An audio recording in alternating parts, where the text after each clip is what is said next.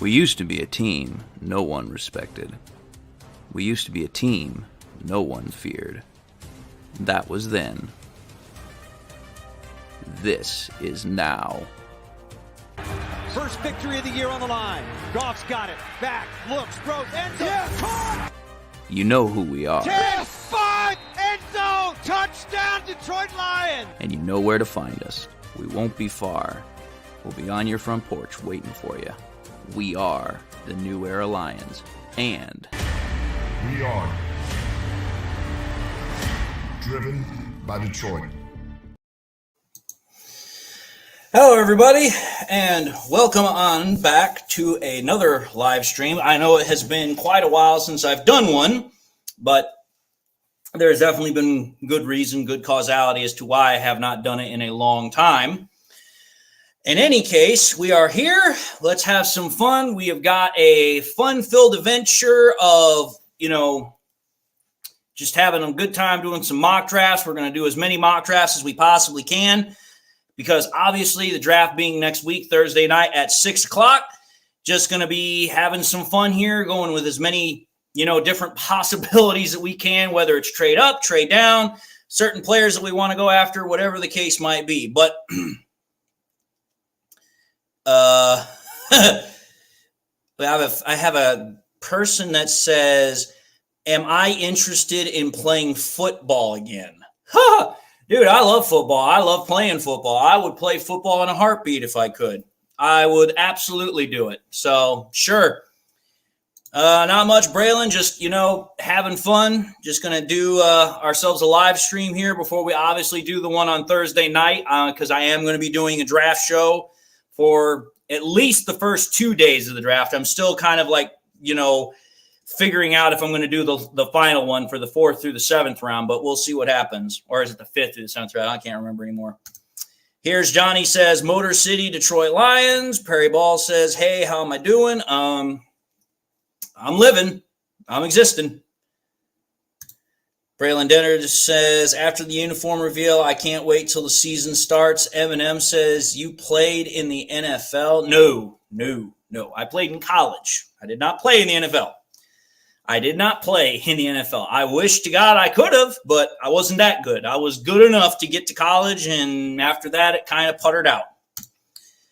Nick Burton says, love the new Lions uniforms, as do I. I honestly can't. I'm going to say this right now. I didn't expect that everybody was going to love the uniforms, but I didn't expect that there was going to be people that were going to have such an issue with the uniforms either. Eminem says, what position did I play? That's a loaded question, my friend. I played a variety of positions. I played quarterback, tight end, linebacker, slot receiver, practice squad running back. I was also a kickoff kicker. Yeah, I played just about damn near any position there possibly was. The only position I wasn't able to really play was anything to do with like a defensive back nature because I couldn't backpedal fast enough.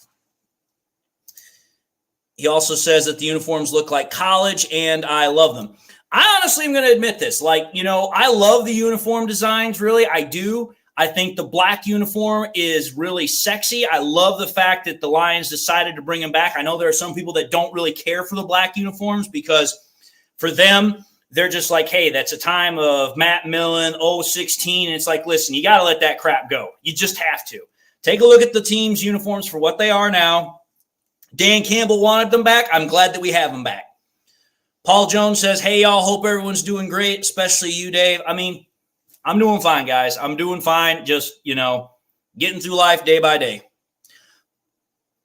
Eminem says, yeah, you said it right about the black uniforms. Like I said, back in black. I love it.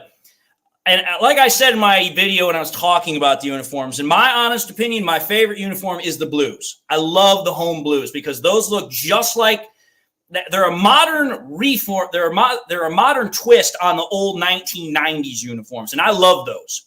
Those 1990s uniforms were absolutely dope as hell. I loved them, and the fact that the Lions are now going back to that look with a modern twist, I think that is sexy. I think the Lions have the best uniforms in the NFL. There's just absolutely no debate on that one for me. Then after that, The black alternates are obviously my second favorite. I will say this. I know that they can wear the blue pants with the blacks, but I don't want them to. Just be like, listen, wear the black on black and just keep it at that. Like, let's not over, complicate this nonsense. Let's see here. Nick Burton says he will drop them like a bag of hammers. Braylon Dennis says, embrace your dark side. Nick Burton says, I hope if Lions win, Jeremy B apologize to you and you guys be friends again. It's not even that. It's the whole thing that went down with me and Jeremy is we had a disagreement about the whole situation around golf. That's literally what that was. He doesn't think the Lions are going to extend Jared Goff. I do. He thought that I was being disrespectful to him. I wasn't. I tried to explain it to him. He wasn't having it. That's the simple, short, and measure of it. I still have the messages. I will show them to anybody because I ain't got nothing to hide on the matter. Jeremy, I respect his opinion. I just sometimes don't agree with it. I consider that to be a reasonable, fair-handed approach for adults. John Dunlap says, I've been waiting for the Leos to bring back an all-black uni. They knocked it out of the park, best in the league. Eminem says, love you, brother, true Lions fan. I try my best. Nick Burton says, if they win the Super Bowl. I mean, I'm going to say this right now. The Lions, in my honest opinion, I think they got probably one of the best chances to win the Super Bowl, in my honest opinion. I think that they have a good chance. Obviously, the 49ers always have a good chance. The Chiefs always have a good chance. Ravens is another good team that can possibly do it. Christopher Lunderman says the Billy Sims era jerseys were the best. I mean, it kind of all depends on when you got started with them. Like for me, I got started at the very tail end of the Barry Sanders era when, we were in 2000s. That was where I got started. So I was just around at the very tail end when they had the blue face masks. And I always thought those were the sexiest kinds of colors because I don't have a problem with black. I like the black face mask, but I thought when we went to the all grays, I was like, dude, now you're just making the helmet look all one singular color. It didn't seem that nice.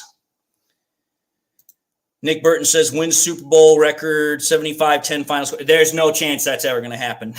No chance. I mean, the most lopsided Super Bowl we've ever had was when the Broncos got land blasted by the 49ers 55-10. And that was an absolute just shackling of the freaking Broncos. We're never going to have a Super Bowl that lopsided ever again. It's just never going to happen. But anyway, we're kind of talking about a whole bunch of stuff, which, I mean, you guys, I'm going to just say it right now. If you guys have questions you guys want to ask me that are more of a personal nature, you guys want to talk Lions, that's something that's not about the draft, you guys have questions about anything that's Lions related, I mean, that's part of the fun of doing this show. So it's like, listen, if you guys have stuff you want to talk about, you guys have things you want to go with, we can definitely do that. I am going to say this, that what I'm probably going to start doing is that every week or every other week, I'm probably going to do what I call like a round table or a round robin where, I'm going to kind of come in. We'll talk about what's going on in the world at that time, whether it's Lions related or not. Just have some good conversation with the fans. That way I can kind of get a chance to really connect with you guys a little bit more. I know I haven't done a whole lot of live streams since the NFC Championship game, and there's definitely been a reason or two as to that. I do plan on, giving you guys an explanation to it, but not here, not now. That'll be kind of like a little bit later. But anyway, Perry Ball says, I hope Holmes stays away from Mims, the injury pro offensive tackle. Nick Burton says, is it true can't get people out of UFL until the UFL season is over? So the way that works is that because they're currently under contract with a UFL ball club, you have to wait until they're either one, released from that contract, or the season is over with. And I know exactly why you're asking that question. You're specifically asking about Jake Bates, the kicker from the Michigan Panthers. Lots of Pyro says, what's up, David? Not much. Just sitting here having fun. Braylon Dennis says, are you going to any Lions games this year? I mean, I'm going to say this. I wish I could, but unfortunately, I sincerely doubt I will be able to do so because unfortunately, due to things that are going on right now in my life, I don't think I'm really going to have the opportunity to do it. Perry Ball asked me, who do I want at pick 29? That's easy. For me, there's only one option that I think is the best, and that is Kool-Aid and Chemistry. I think Kool-Aid at 29 is not only the natural pick, I think it's the best player that the Lions could get available at that pick. Paul Jones says, would you mind JPJ at 29 if he's there, y'all? JPJ. I'm not as good with acronyms. Who the hell is JPJ? Somebody just fill me in on that one. Braylon Dennis says, there are specific players I want Brad to go after in the UFL, a couple of Battle Hawks receivers, and that very well could happen. That very well could happen. Anyway, if somebody please let me know who the hell JPJ is. I don't know who that is. I haven't heard that acronym yet, and that might be because I've been busy with other stuff. Oh, Jackson Johnson? You're talking about the center? I wouldn't mind him. I think that's a little premature for us to go out and get a center, to be entirely honest, because, I mean, I don't know. I mean, I wouldn't mind it, to be entirely honest. For me, I think that would be a smart move if you're trying to find a potential replacement for Frank Ragnow. I really do. But I don't think Ragnow is going to retire anytime soon. I mean, everybody keeps worrying about it because of the fact that he keeps having injuries. But I think Frank Ragnow realizes that right now the Lions have their best chance in whatever time frame it has been to get to a Super Bowl. You don't just up and walk away from that. You don't. So I don't think he's going to retire. So I don't see us a need getting Jackson Johnson. But I also know that centers and guards can switch out quite a bit. Now, for that, I could see them possibly having him sit behind either Zietler or Glasgow and learning the position, because Glasgow's under contract for the next 3 years.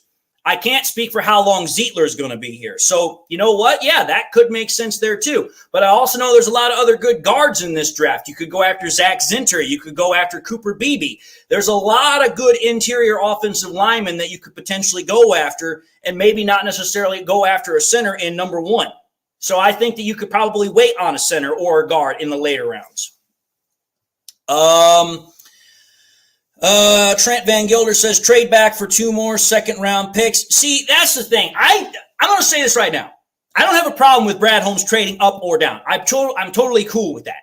I know there are some Lions fans that don't want to hear the possibility of trading back, but it's like, listen, let's just play the hypothetical game here that Brad Holmes trades back and he gets another top second-round draft pick. So it's like, okay, you have a top second-round draft pick, then you have a bottom second-round draft pick. You could potentially get another third draft pick or fourth-round draft pick and maybe pick up some capital next year. Like, at that point, then now you have a lot more variability and flexibility to work within the confines of the current draft, because now you have more capital. So if we decide to trade, I'm not going to have a problem with it. If we decide to stay at 29, I don't have a problem with it. Now, trading up might be a bit of a more interesting situation because draft capital that the Lions have right now is a little bit limited. It's not like we've had in the last 2 years where it's like, hey, we could just start pulling a whole bunch of stuff. Facebook user says, what's up? Do you think the Lions will move up to stay at 29 or move down? Honestly, I think if anything, I think they're going to move down. That's my honest personal opinion. I think if they do decide to move, they're going to move down. I know they can move up. I know there's a possibility they could move up, but I don't think that they are, because I think the way that the draft is now is that it's going to require more of a king's ransom to try and move up. So that's my personal opinion. I think if they are going to move, they're going to move down. That's what I personally think. I could be wrong. There's nothing wrong with me saying that I could be wrong, but that's just what I personally think out of all the possibilities, one way or the other. Lots of Pyro says, I think a center in the late 4th would be a nice to grab and sync up with Hendon Hooker and then come in with Goff. Joseph Ostin says, Verse and Mitchell, the only ones I would trade up for. Verse, I could see us trading up for, but I don't know if I'd want Keanu Mitchell. I know he had a great year. I think it was Toledo or whatever the hell it was, but he's a bit underdeveloped for me as a project. Paul Jones says, great point, bud. I watched every Michigan game this year. Zinter is great. Zinter was a top 10% guard in the NCAA. So for me, even though I know he had a tibia and fibula break, I know for a fact that bones are a lot harder to break than a tearing of another ligament. So it's like, for me, I don't have a problem with that. Rich Forrest says, no more injured players for me. Kool-Aid is a Jones fracture casualty. Let's not do that pick. I mean, I'm just going to say this right now. Injuries are a part of the game. Whether or not you draft a player that has an injury history or not is irrelevant. Now, the severity of the injury is one thing. A Jones fracture is not that serious of an injury. It's not like a torn ACL or having concussion or back issues. It's a Jones fracture. And again, bones are a lot easier to heal and they get stronger after they've broken. That's not the same thing with ligaments. Trent Van Gilder says the lure is for a Kansas City competitor moving up to a pick or receiver before their rival. Perry Ball says Zinter is coming off injury. Do you think he falls, or does Harbaugh take him early? I mean, here's the thing. Prior to the injury, Zach Zinter was considered a early round 2 prospect, but now he's kind of fallen into that 4th round, 5th round category. Now, I could see Harbaugh, since he coached him for those couple of years that he was there, that he would be like, hey, I know what this guy has. I know what he can do. I don't give a damn about the injury. I know the type of player I have in him. So maybe that might happen. I don't know. Joseph Ostin says, I mock a trade back and pick BB, Nealon, and Renardo. Those are all good players, all good choices. Bobo Yoop says, I don't even pay attention to the mock drafts and analysis anymore, as Brad Holmes has defied every mock and look at what he's done. Until he lays a lot of eggs, I completely trust whatever he does. Now, I mean, you have to think about it. Let's go back to last year. I don't know how many people were so ridiculously pissed off at Brad Holmes because they're like, dude, this draft makes no sense. And yet the first 4 picks of the draft turned out to be literal all-starters, and some of them I think are going to be the best picks the Lions have had in a long time. I mean, obviously on top of the ones we've already gotten, but I'm just like, dude, when you nail 4 straight starters in a row in one draft, I mean, you're doing something right, folks. And I mean, it's kind of silly to try and question Brad Holmes' capability as, you know, as a GM at this point. Like, for me, it's like, hey, the man has proven that he knows what he's doing. So for me, it's like, hey, trust the man. And go from there. So I'm not at all worried about it. Not at all worried about it one bit. Anyway, folks, I'm sorry. I'm just trying to, you know, do multiple things all at one time here. Just one of those things you kind of have to have the ability to be kind of like a chameleon, have one eye doing one thing and have another eye do another. So it's like kind of just like, trying to do everything.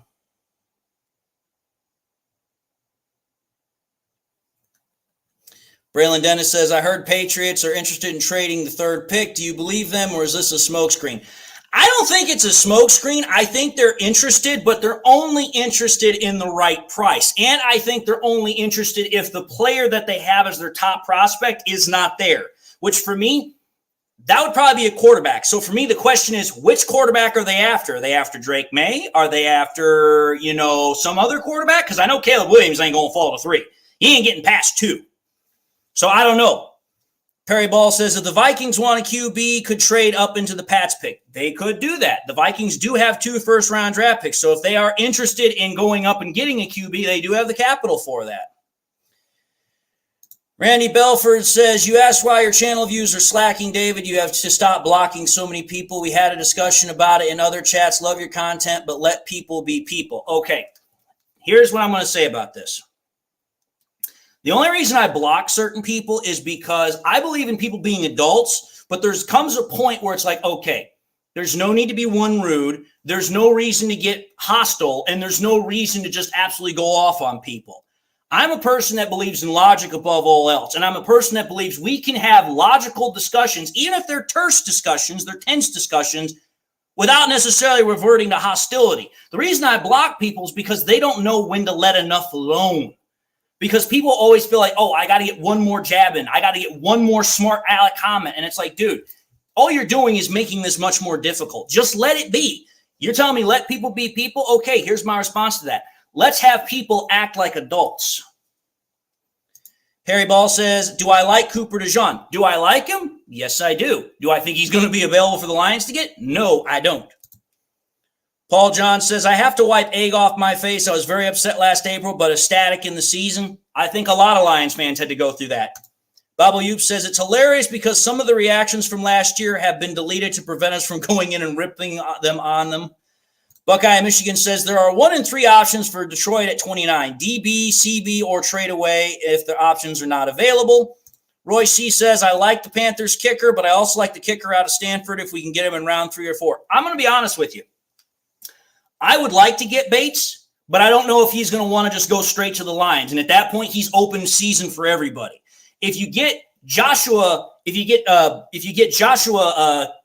Katie, if I recall correctly, is his name, out of Stanford, you're getting a guy that right off the bat is going to be able to compete with a lot of people in the NFL as far as kickers are concerned. And I've talked about him. I love him as a possible prospect, but I wouldn't take him in the 3rd or 4th round. I think you could get him later than that. I really do. I think you could possibly get him as a 5th rounder.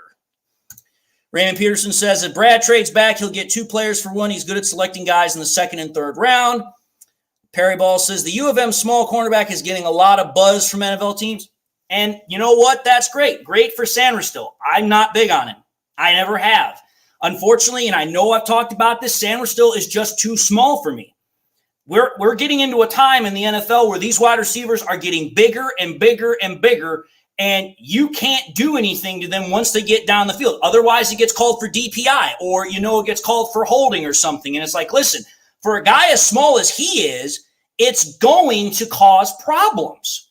And the thing of the matter is I checked his scores when he was in different games. In the regular season, when U of M wasn't facing really top talent except OSU, he looked fine. But once he got into the postseason against the top talent that the NCAA had to offer, he started to just disappear. And then when I started to take a look at the different times that he had interceptions, almost every time the guy got interception is because the quarterback threw it into a crowd of people and he just happened to be the beneficiary. I'm not saying that Sanders still can't play, but I don't like him as an outside cornerback. He's better as a slot or a nickel, and we don't need a slot or a nickel cornerback. We've already got one. In fact, we've got 2. Anyway, Braylon Dennis says, I don't want to waste a pick on a kicker. Jake Bates is literally in our backyard. Sign him. I don't disagree with you, Braylon. I don't disagree with you. I would like to get Jake Bates, but I know that there are going to be 31 other teams that are going to be trying to snag him. At least with Joshua Carty, if you draft him, that's the end of the story. You don't have to compete with anybody else. Jason, I know we don't have a 4th round draft pick, but that doesn't necessarily mean that Brad Holmes can't make one appear out of thin air with a trade, especially if we trade back from 29. We could get a 4th round draft pick, or we could get another 4th round draft pick by trading capital from next year. That's all I'm saying. Nick Burton says, have you seen the kicker from Missouri? Oh, of course I've seen the kicker from Missouri. He's another guy I would go for. But the only thing I'm going to say this, could he be a good guy in the NFL? Yes, he could. I mean, based upon his size and his profile, he almost reminds me of Sebastian Janikowski. But I don't know if he's going to be another Sebastian Janikowski. And I wouldn't necessarily draft him on the hopes that he could be. That's all I'm saying. But could he be? Yeah, he could be a really good option. But for me, I like guys that are consistent. And if there's one thing I saw with Joshua Carty while he was at Stanford, he was one of the most consistent kickers year after year after year in the NCAA. And I'm going to say this. If there's one thing I know Lions fans want, they want consistency and power in the same breath. Carty can definitely do that. Love your show. Going to draft. Are you going? Wayne, I wish.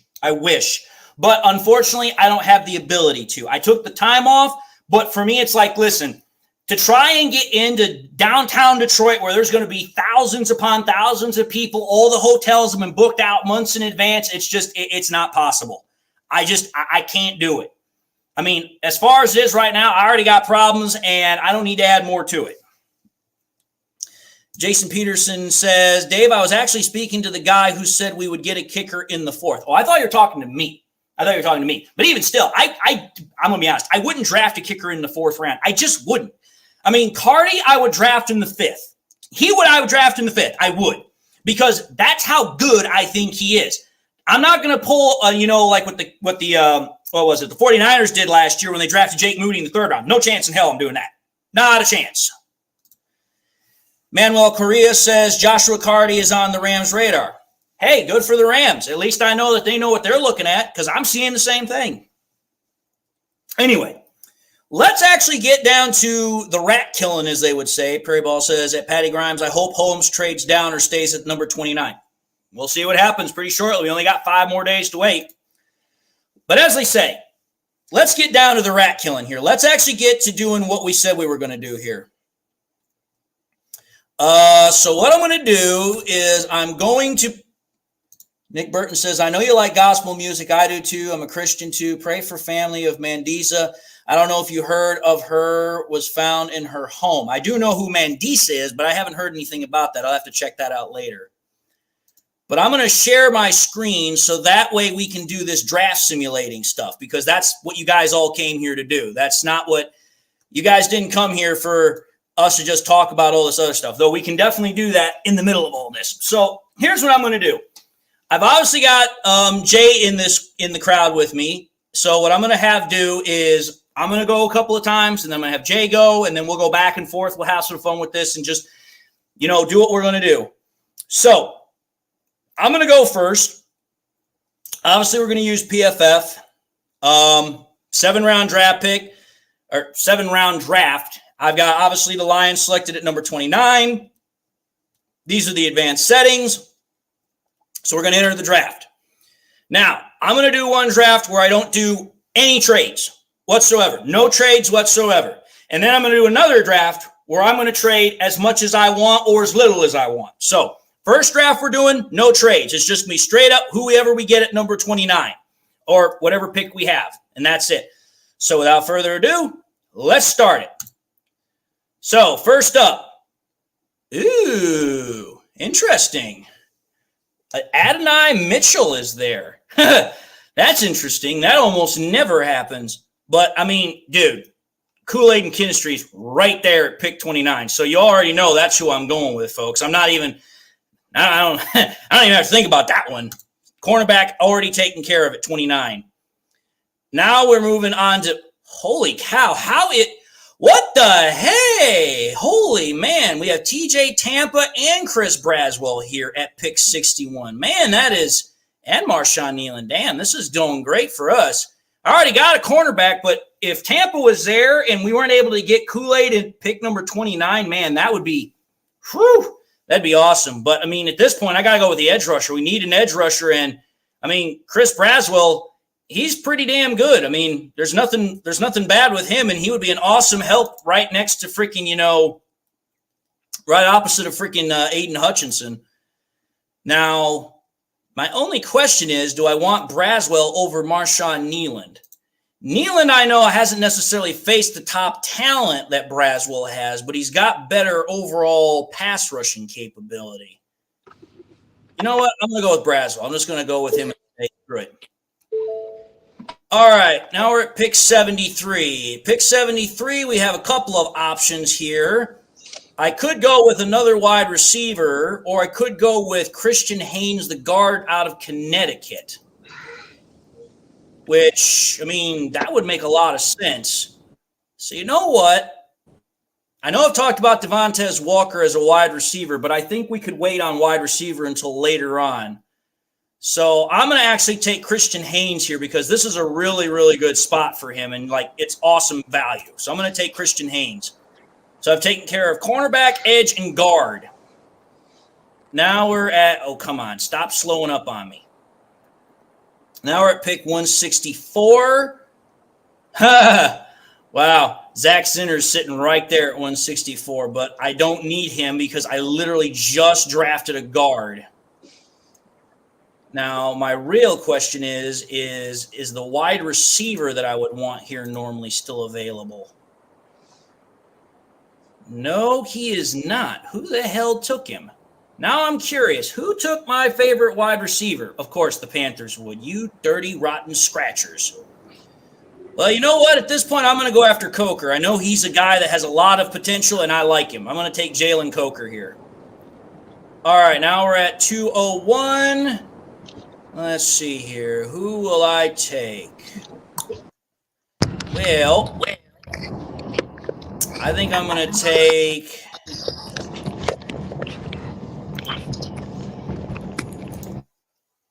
I think what I'm going to take here is probably... I've already taken a guard, taken a cornerback, I've taken an edge. I just took a wide receiver.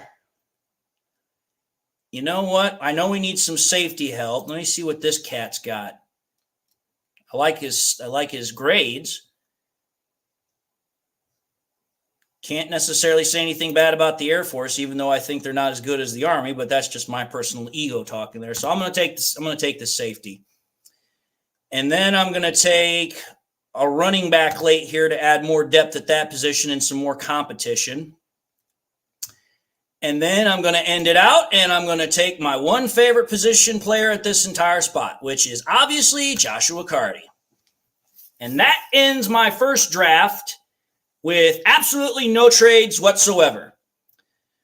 So, A-, not bad. They liked, funny thing is, I took 2 Alabama Crimson Tide players right off the bat, so I know that has a possibility of happening because we know that Brad Holmes likes Alabama players. Actually, then I took another one late in there, too. I took 3 players from Alabama. So Kool-Aid, then Chris Braswell, then Christian Haynes, Jalen Coker, Trey Taylor. I mean, I think I did pretty good. They didn't like my later draft picks, but whatever. They can all suck eggs. All right. So now what I'm going to do is I'm going to reset this. And this time I'm going to do it where I'm going to allow myself to do trades. And this is going to be as crazy as I want, trade up, trade down. Not necessarily realistic, but just for the funs and giggles of it. So we'll see how crazy or wild I can get with this draft. So we're going to start the draft. All right. So, holy crap, Jared Verse fell all the way to pick 28. There ain't no way that's happening. Kool-Aid went and picked 27. Chop Robinson at pick 26. Damn, all the guys we could have had or wanted were right there. All right, so there's really nobody here at 29 that I want, but we do have a lot of trade options here. So let's see what I can get, which there's quite a lot of things I can get. I'm going to try and pull – I don't really like Carolina as a trade partner. They don't really have much past – because that's a huge drop-off, and I can't – there's no way I'm going to get both 39 and 65. There's got to be a further drop-off than that. So I'm going to go with the Cardinals here because I'm going to go with pick 35. I'm going to go with pick 90, and then I'm going to go with pick 162 and a 4th-round pick for the 29th overall pick. And I think that's got a good shot to get accepted. So let's see. There we go. I got 4 picks, 3 picks this year and a 4th round next year for a 1st round. So I call that a good deal on my watch. All right. So here we are. We're at pick number 35. All right. So there's really no good edge rushers here at this point. But there are some good potential picks here. I could go with Zach Frazier, the guy who can play both guard and center. And at that point, I've got another kind of like Graham Glasgow player in the middle. I know Peyton Wilson is considered the best linebacking prospect in the entirety of the draft this year, but linebacker is actually a pretty good core group right now, so I don't feel the need to spend a pick that high on it. I know a lot of people would like me to go after Roman Wilson, but again, I don't know if I want to go that high on a wide receiver. Now, Brandon Fisk, that's a really good option too. I've got one trade offer. How far back? 3 spots for the Titans. Let's see what I can potentially wheel and deal out of these fools. No, I don't like it because there's not much between them. So they go from 38 to 106. So it's not like I could get really a whole lot this year. I think I'm just going to draft here. I don't really like anything else. So what I'm going to do is I'm going to make the best decision on player, and I'm going to go with Zach Frazier here. Guy can play all the interior offensive positions, and I like it. Edge rusher, got to go Jonah Ellis. Going there. No debate on that one for me. Now we're at pick 63. Oh, I know what I'm going to do here. I'm about to pick some pockets. I'm going to take pick 63 for 89, 92, and I'm going to give up pick 205 and a 6th round pick next year. Oh, come on now. Don't you do this to me. It's a good deal, and you know it. Wow, they didn't want to bite. All right, screw you, Buccaneers. Well, at this point then, what I'm going to do, oh, man, there's so many ways I could go with this. There's so many ways I could go with this. I've already drafted a defensive edge rusher, but I know Ruke Ororo is a really good guy that can play damn near everywhere all over the defensive line. You know what? I like that versatility, so I'm going to go with Ruke. I really like that option. All right. Now we're at pick 90 here. I've already drafted an edge rusher. I've already drafted a cornerback. Who's willing to trade? And what could I potentially get? Cardinals are an option. Eagles are an option. I don't want to trade with the Saints. That's too far down. You know what? I'm going to play the numbers game here. I want 104, 138, and I want your 5th round pick next year. Actually, no. I'm going to be greedy here. I'm going to be greedy. And I'm going to give you 201. So that way I can pick up an extra 3rd round pick next year. Okay, that's something I like. So okay, this is going to be fun. All right. So let's see here. What do I have for options? Oh, hell yeah. I know exactly what I'm going to do here. What I am going to do is I am going to actually trade up with the Raiders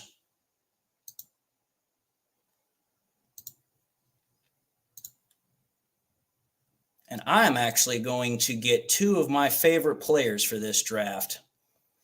I'm going to get the dual offense and defensive player Sione Vaki, and then if he's still there, hope he is. Yep, I'm then going to take Jerry Rice's son, Brendan Rice, as my wide receiver for this draft.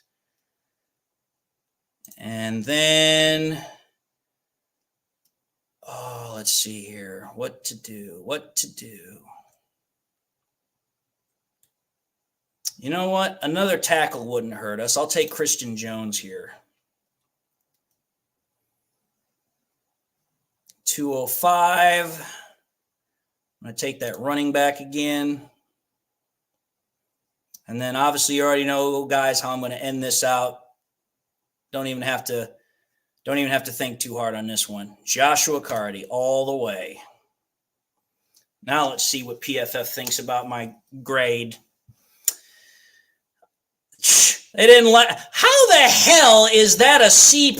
I got him at pick 33 and he's ranked 35. That's a C+ grade. Get out of here, PFF. You guys don't know crap.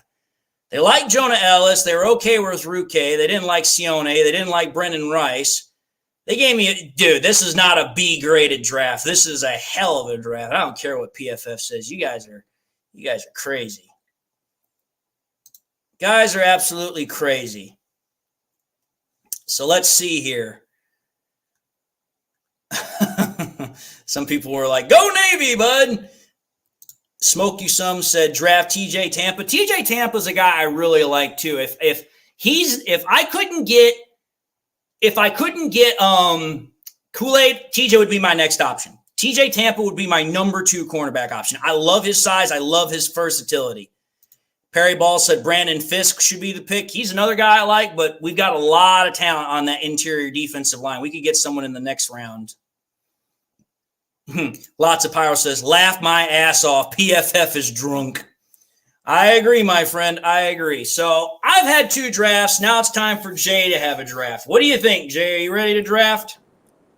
Oh, yeah. You know I'm ready. All right. So I'm going to reset it for you. And I'm not going to put any restrictions on you. If you want to trade, you can trade. If you don't want to trade, you can go right ahead. So 7 rounds. I'll do one with no trades. All right. Well, 7-round drafts, Lions pick coming up. So here we go. Starting the draft, And available right off the bat, you have the center Jackson Powers-Johnson, Troy Franklin, Peyton Wilson, Tyler Nubin, and Ladd McConkey. Those are your top 5 options. Shit. You then also have 2 trade back options, but they're not until like the middle part of the second round. So, entirely up to you, bud. Hold on.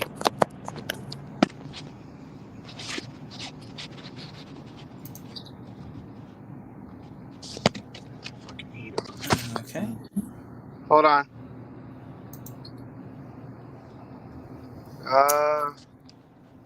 Let's see here. Lots of Pyro says, what about trade and get a player included, not just pick for pick? Oh, you can do that. You definitely can.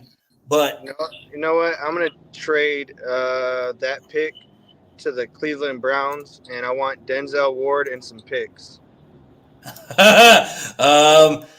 Okay, let's see. Well, first and foremost, I got to find the Browns on here, which they are all the way at pick 54. So you want to trade 29 for fit. Oh, they're not going to. Okay, this is part of the reason I don't like PFF. So for first round draft picks, if you don't have a trade offer on the table for another team, you can't trade it without forcing it. And then at that point, you're kind of taking the whole whatever out of it. I know I see it happening. Like if the guy ain't there, I know Brad Holmes is making that call to get him.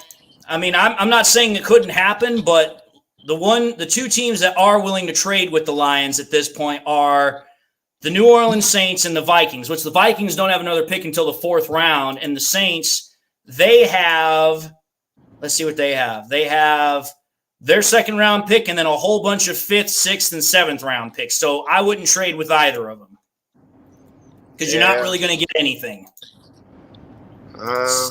So if I was you, I would just draft somebody, even though it really doesn't give much options here. Scroll down for me. So you got Jackson Powers-Johnson, Troy Franklin, Peyton Wilson, Tyler Nubin, Ladd McConkey, Zach Frazier, Sandra Still, Bo Nix, Michael Penix, and Jordan Morgan. And then after that, it kind of gets a little ridiculous. Goddamn, why didn't QBs drop so far? Give me the cornerback out of Michigan. Okie dokie. All right, now we're at pick 61. You've got 3 trades, but on the docket you have Blake Corum, Jaden Hicks, tackle out of Yale, which I'm not even going to try and pronounce his name, Chris Braswell, Malachi Corley, Marshawn Nealon, Andrew Phillips, and Brandon Dorlus are your top options. Give me the edge rusher out of Alabama. All right, Braswell it is. All right, pick 73. Your best options are Andrew Phillips, Brandon Dorlus, Jalen Wright, Junior Colson, Jermaine Burton, Trey Benson, and Spencer Rattler. Plus, you have 4 trades. Go to the wide receiver position. I want to see who else is available. You've got Burton, Javon Baker, Johnny Wilson, Jalen McMillan, and Malik Washington are your top 4 or 5 options. Nah. What about offensive line? So interior offensive linemen, you have Cooper Beebe, Mason McCormick, Cedric Van Pran are your top 3, which are 2 guards and a center. Or if you went offensive tackle, you have Dominic Pooney, and then next is Matt Goncalves. Let me see what my trade options are. Trade options. You have a trade offer from the Bengals, who are 7 picks down, an offer from the Colts, who are 9 picks down, Packers, who are 15 picks down, and then the Baltimore Ravens, who are at the very tail end of the 3rd round. I need Now, I can tell you this right now. If you were to trade 73 with the Bengals, this is probably what you could get. You could get 80. You could get probably 115. So you could get a top 4th round draft pick. Plus, you could probably also get a 6th a 6th-round draft pick for next year. So you can get 3 picks for 1 for the Bengals if you wanted. Yeah, let me do that. I don't like any of the players available, and we need some. I know Brad Holmes likes trading to get multiple picks. They accepted the trade. So now you have pick 80 and 115 in this draft and round 6 next year. So now on the docket, you have Junior Colson, linebacker, Trey Benson, running back, Spencer Rattler, quarterback, Bucky Irving, running back, Johnny Wilson, wide receiver, Ray Davis, running back. You just pretty much have got a whole bunch of offensive players right now that are available. Yeah. Now, I know you said you wanted to check wide receivers. It's pretty much the same wide receivers as last time. For offensive linemen, you still have Cooper Beebe, who a lot of people consider the 2nd best guard in the draft. Yeah. Tackle, you really don't have. Yeah, let me get Beebe. All right, Beebe it is. Cooper Beebe. And then now to 1 pick 15. Okay, now we have Cameron Kitchens, Blake Watson, Brennan Jackson, Isaiah Davis, Ananias Smith, Matt Goncalves, Braylon Allen, Trevonde Sweat, Audric Estime, Sione Vake, and Brendan Rice.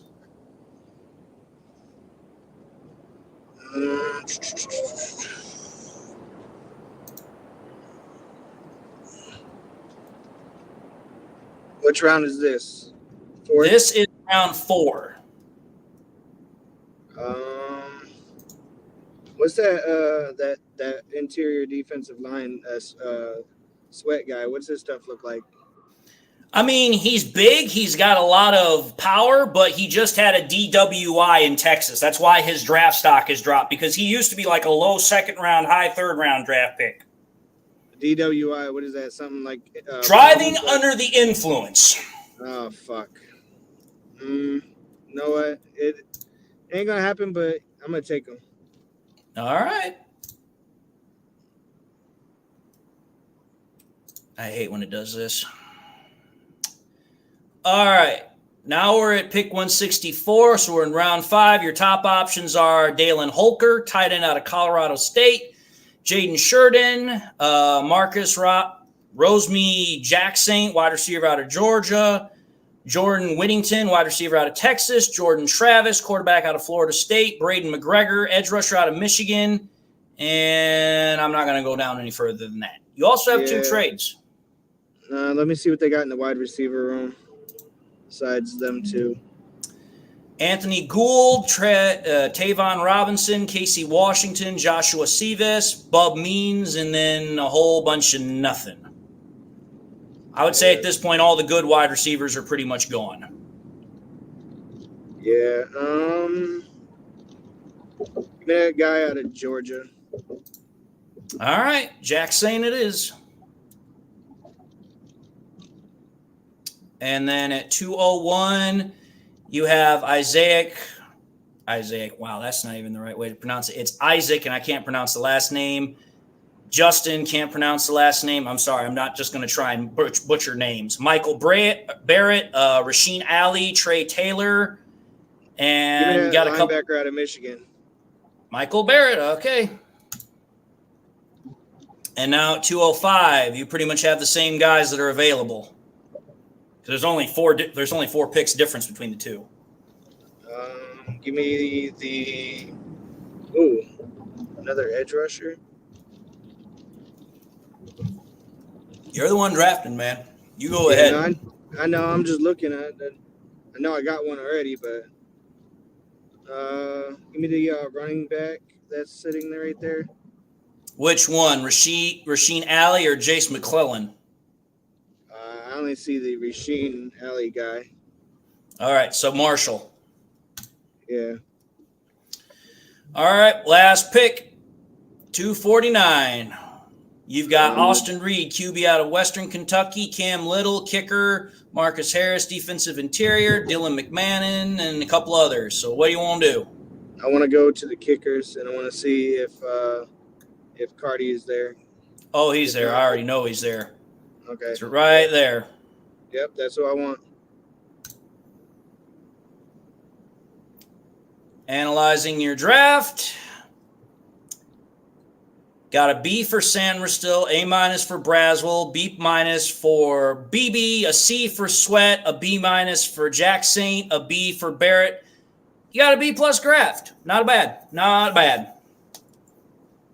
All right. It didn't go exactly how I wanted it to, but Sometimes that happens.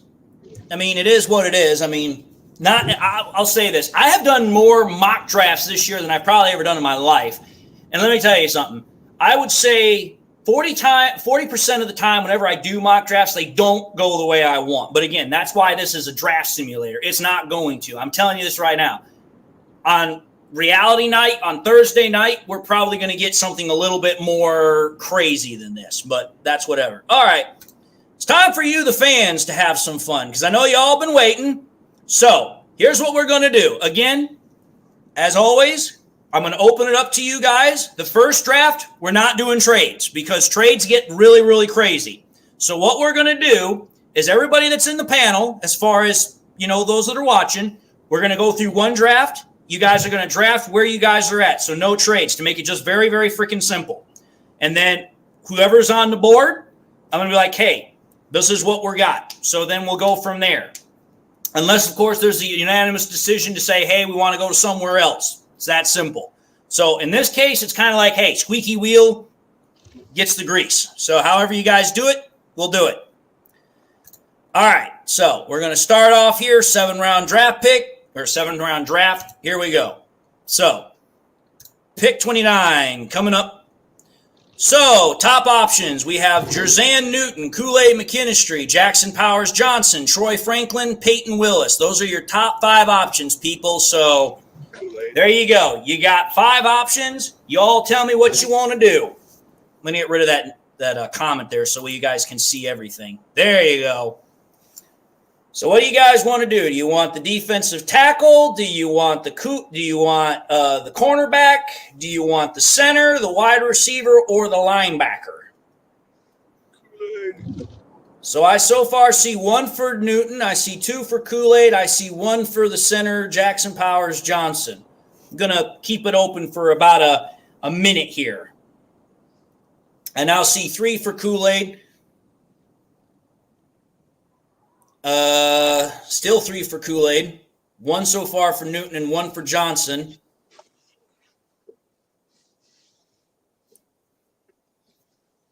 I now have 4 for Kool-Aid.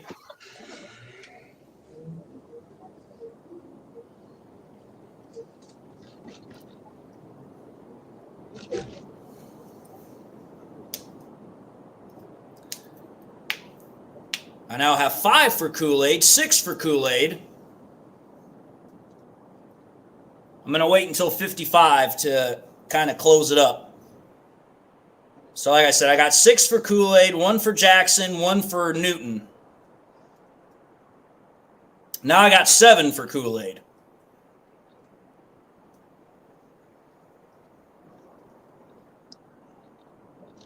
Now I got a second 1 for Newton and a second 1 for JPJ. And I got another 1 for Kool-Aid. So now we're up to 8 for Kool-Aid.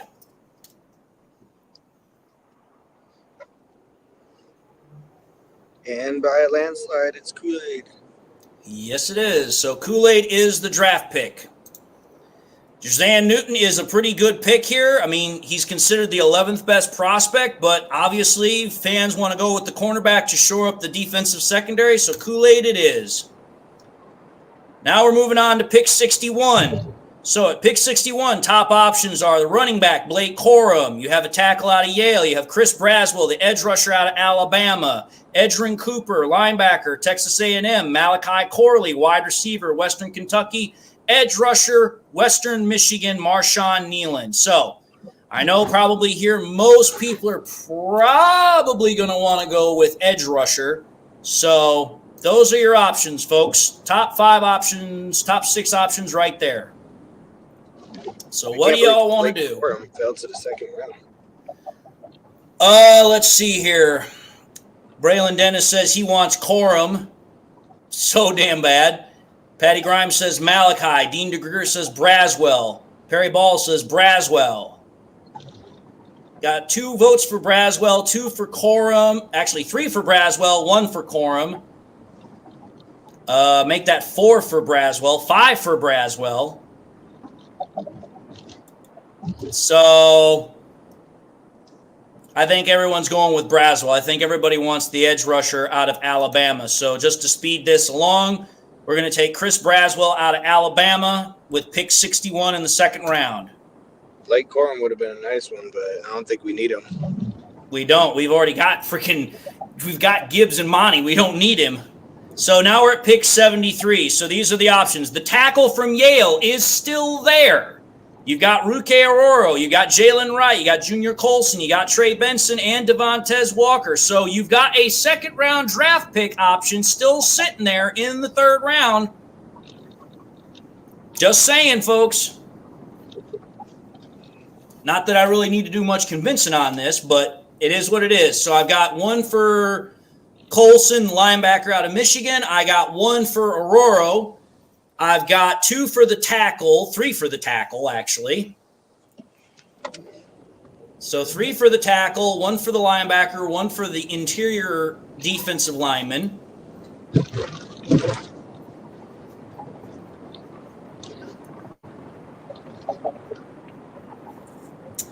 Paul John says, do we need an offensive tackle, y'all? Do we need one? No. Decker's getting up there in ages, so I mean. Well, he is getting up there in age, and you don't know how much you're going to get as far as a contract from him. Dean DeGreer says, what safeties are out there? I mean, I'll show y'all. Since somebody asked, I mean, I'm not heartless. Top safety options are Kalen Bullock, Dadrian Taylor Demerson, Cameron Kitchens, and Tyke Smith. There is also Siani Vaki, but he's like considered a 4th round draft pick, so drafting him here would be way too far of a reach. Lots of Pyro says we do need a backup for Decker for sure. Dean DeGreer wants to go with Bullock out of USC. So I've got 3 votes for the tackle. I've got a vote for Colson, the linebacker. I've got a vote for Ruke Aroro. And I've got a vote for actually,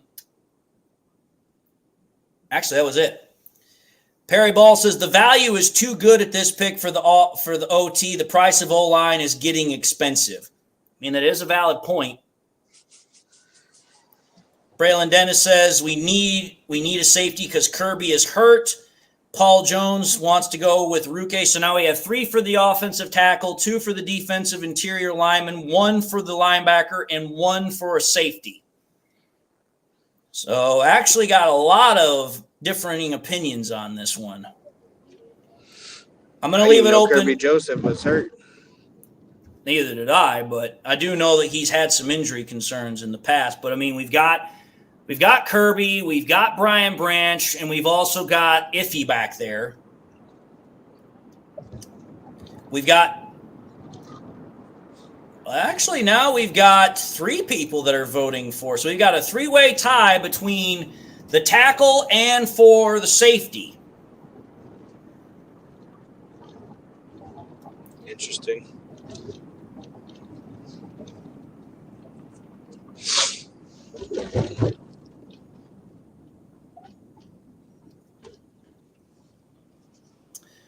Well, let's see here. Getting Bullock at this point wouldn't be considered too much of a reach because he's considered the 81st best prospect. So you can definitely make a case to grabbing him here. So realistically, you either get the best safety still available or you get a guy that has only given up 1 sack in 3 years in college and has got excellent pass blocking grades and everything. However, though, why has he only got 4 games here? That's really weird. Let's see what the first look says. 6'5", 325. Feet are heavy at times given his weight, but his strides cover a ton of ground and mirror defenders. Oh, that's why. He's in the FCS. He's not in the FBS. So that's probably why he's a little bit lower on the radar here.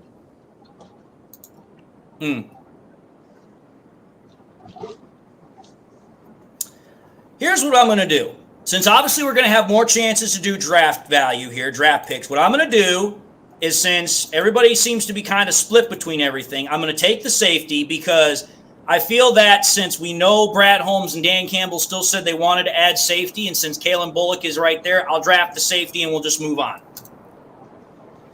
All right, now we're going to drop all the way down into 164. It's going to take a minute here. Come on.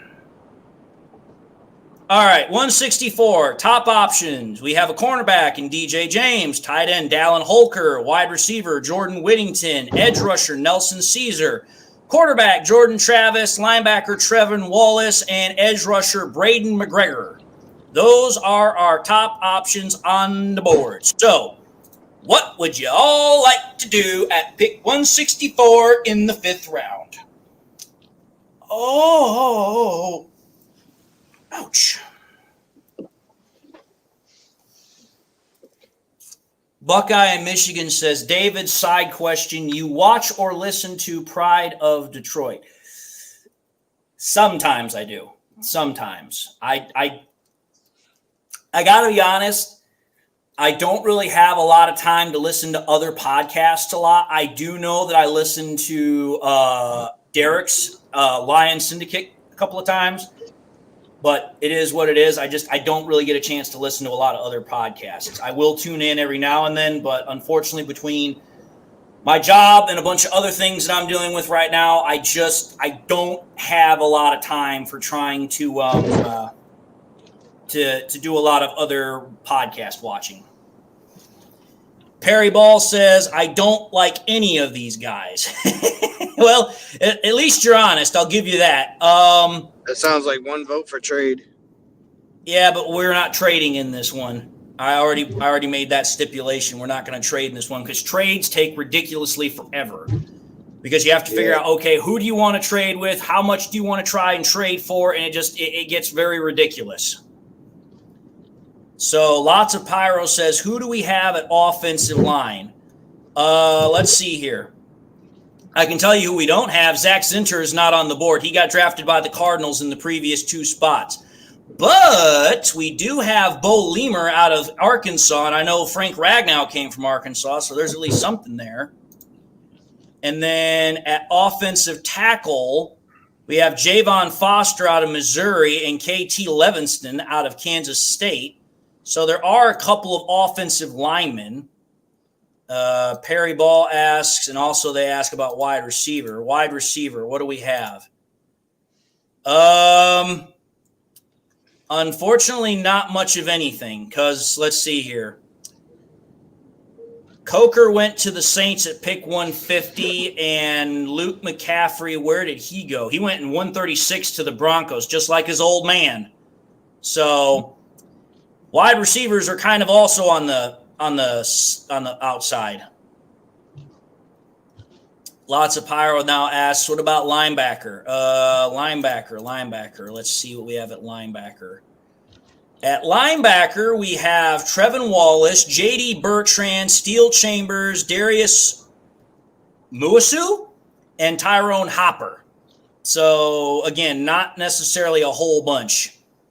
Buckeye in Michigan says center from Arkansas, if I'm reading that correctly. Yes, that's Bo Lemer. I'll put him back up just so that way y'all can see it again.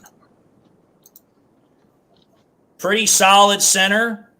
Does have a little bit of trouble with pass blocking. But let's see, 6'5", 307 pounds, got pretty good size.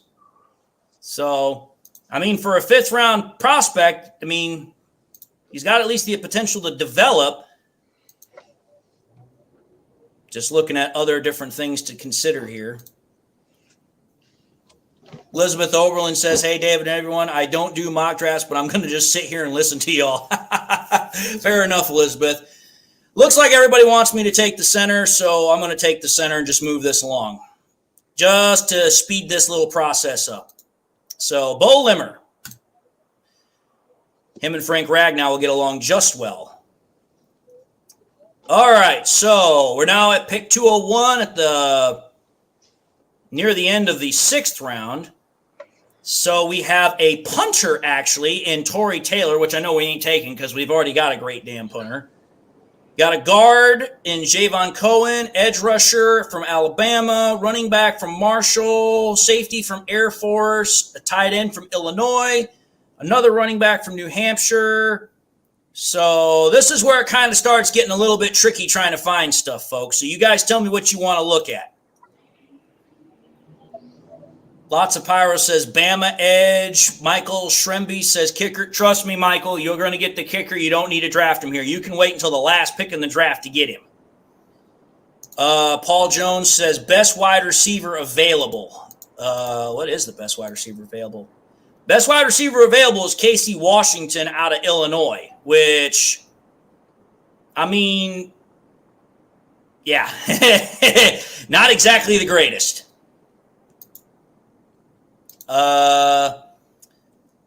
Dean DeGreer says, what are the guard options? And Perry Ball also says guard. So let's see what we have for interior offensive lineman at guard. Best guard available is Javion Cohen. He is not very good.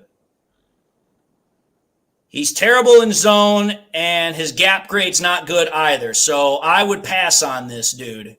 Me personally, at least anyway. The next best guy is Layden Robinson, and he ain't much better. So there's not really any good guard options here either. Now they want me to take a look at defensive tackle. So we're going to get out of this. Now let's go to defensive interior. Best defensive interior option is Jordan Jefferson out of LSU. And he's a decent option, but realistically, he's a run stuffer. He's not really a pass rushing guy. So if you wanted him, you could get another kind of a depth piece to plug in the middle. But that's about it. Perry Ball asks, is Gabe Hall still there? Let me check. I'll have to type it in. Gabe Hall. Nope, he's not in here. Somebody must have already grabbed him. Wouldn't you know it? He got grabbed by the freaking Bills one pick prior to us. So, yeah, unfortunately, he's gone. He got picked up by the Bills just before us. So, sorry about that, Perry. Rodney Fouch says, I think they talked about that kid from Marshall, the running back. I mean, Rasheen Alley, pretty good production. He had 1,300 yards in 2021 and almost 1,150 in the next year. So as a running back, he's actually got quite a bit of good production out of him. He's pretty steady. 6 foot, 200 pounds. Wouldn't be a bad option to bring in as competition with the other running backs. So it's up to you guys. What do you guys want to do? I can go with best player that's on the board. I can go with, defensive tackle. I can go with running back, best wide receiver. It's up to you guys. You guys are making the choice here.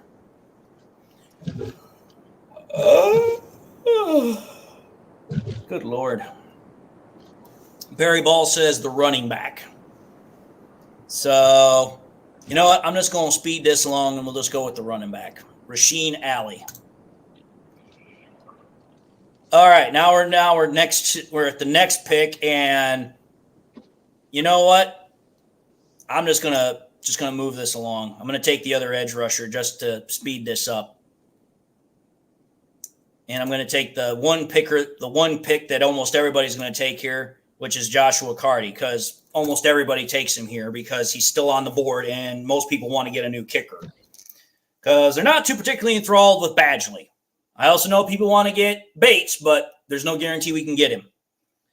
But for you, the fans, A for Kool-Aid, A- for Braswell, C for Bullock. They didn't like that pick. They didn't like the Lemur pick. They did like the Alley pick. They definitely liked the other edge rusher out of Alabama, and they were okay with Joshua. So B+, not bad for you guys. You guys did pretty good. Pretty dang good. All right. So here's what we're going to do.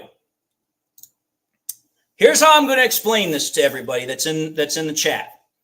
I'm going to allow trades in this one. But in order for this to work, what I'm going to do is I'm going to ask you guys in the chat if you guys want to trade or not. And then what I'm going to do is I'm going to try and get the best possible trade that I possibly can if we want to go that route. And then once I feel I found a good trade, I'll then ask you guys, yay or nay. If we go yay, I'm going to try and get that trade. If we go nay, then I'm going to ixnay it. So that's what we're going to do. That's how the trade option is going to work. Rather than trying to ask you guys how many trade picks or whatever, I'm going to be like, listen, if you guys want to trade, then we're going to try and trade. So I'm going to reset this again so that way we can try and do this. Now, obviously, with any trades, before we even try and start the draft, I'm going to ask this question to everybody. Is there anybody that wants to try and trade up? I'm going to ask that question right now. So if you want to try and trade up, you guys put it in the chat. If you guys want to trade up, obviously say trade up. If you want to say the same, stay the same, whatever. It's up to you guys. In the meanwhile, I'm going to get out of this chair for a minute, move around, and try and get some blood circulation back in my legs, but also get some water. So I'm going to be gone for like a minute or so. I'll let you guys talk it over in the chat. When I come back, whoever's got the most is what we're going to go with. So you guys got about a minute or two to figure it out.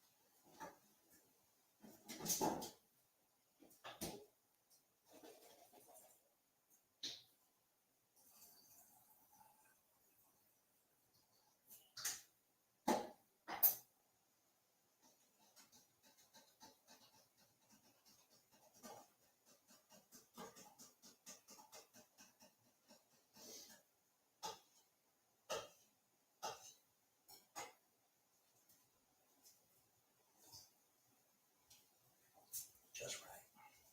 Too sweet. Not too unflavored either.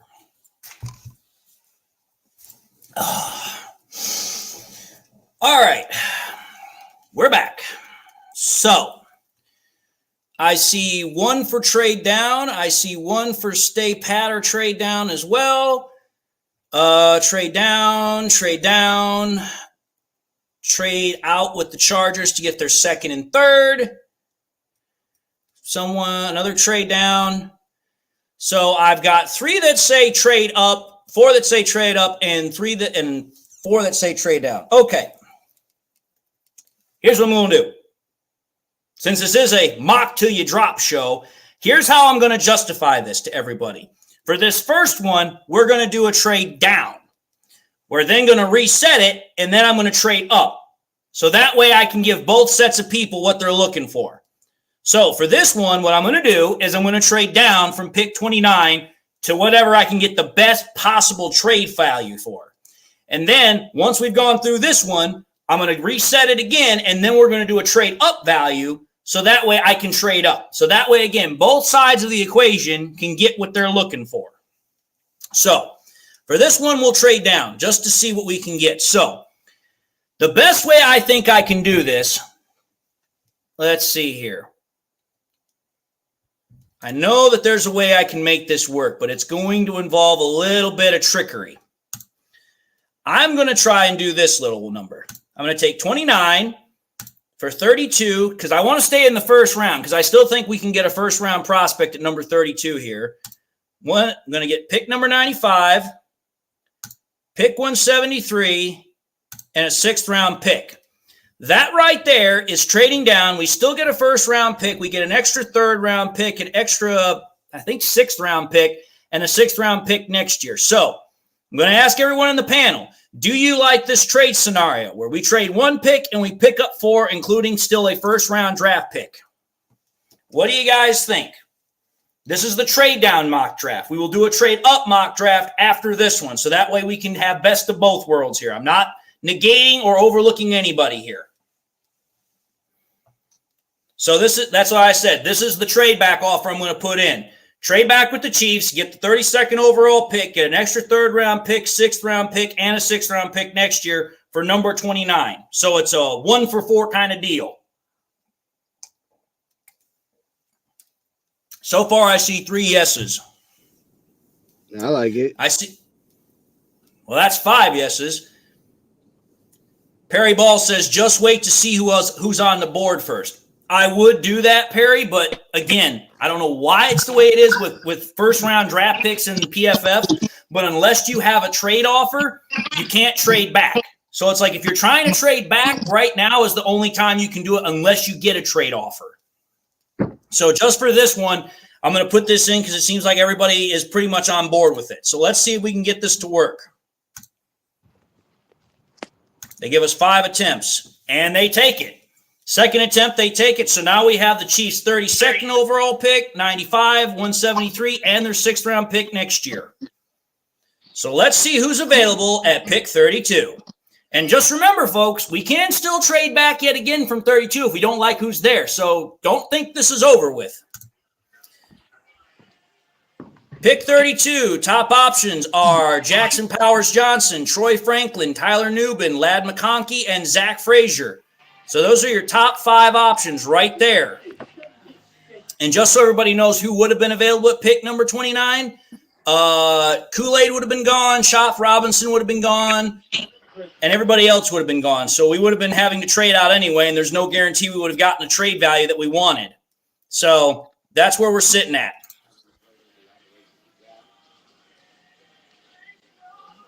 Best looking player looks like JPJ. That's what most people are starting to say right now anyway. Paul John says JPJ. Patty Grimes says JPJ. Lady Lion 20 says JPJ. Perry Ball says JPJ or Frazier. Well, I would take JPJ at this point. Frazier is more of a top 2nd round talent. So it looks like everybody wants to go. Well, Braylon changed his mind from JPJ to McConkey, the wide receiver out of Georgia. Well, looks like most people are going with Jackson Powers-Johnson at pick 32, which at that point you're getting a really great value because he's considered the 27th overall draft prospect. So I think we'll go with JPJ for now. All right, moving on down. We now have at pick number 61, again, Jaden Hicks, the safety, Chris Braswell, edge rusher, Edgerrin Cooper, linebacker, Christian Haynes, guard, Connecticut, Malachi Corley, wide receiver, and Marshawn Nealon again. So you got 2 edge rushers, a wide receiver, a linebacker, a guard, and a safety. Those are your top 5, top 6 options. Embarrass the sponsors, you embarrass yourself, you embarrass me. How's it going, Lady Lion? Sing whatever songs you and Mr. Benzel choose for 55 minutes, but at the end of the show, there will be a Christmas song. Perry Ball says Haynes, the guard. Paul Johnson says Edgerrin Cooper, the linebacker, is a beast. Lots of Pyro says either Haynes or Braswell. Lions fan 76 says Marshawn Nealon.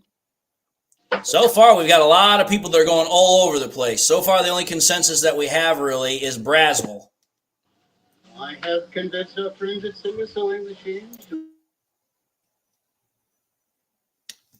Got another vote for Braswell. Again, I go with it based upon what is the most consensus corner, is the most consensus. Which vote has the most consensus? Pardon me, damn, I cannot talk. Smoke You Some says, who's at corner? That is a good question. The top corner available is Andrew Phillips and then Kyrie Jackson. Now, I'm going to say this. Kyrie Jackson is a guy I really, really like. 6'3", 200+ pounds. The man is a monster for a corner. I've talked about him in the past on my channel, so I will say I do like Kyrie Jackson, but I don't know if I'd like him here in the 2nd round, at least this late, at least this early. Because according to these people, they're saying he's number 87. But again, I will say this. Brad Holmes never gave a damn about mock draft simulators anyway. Paul John says, I would not mind Kyrie. Braylon Dennis says Jackson or Braswell. So let's see here. It looks like the consensus is either for Kyrie Jackson or Braswell. Perry Ball says the better value is taking either Haynes or Braswell. So, okay here. We only have one trade offer.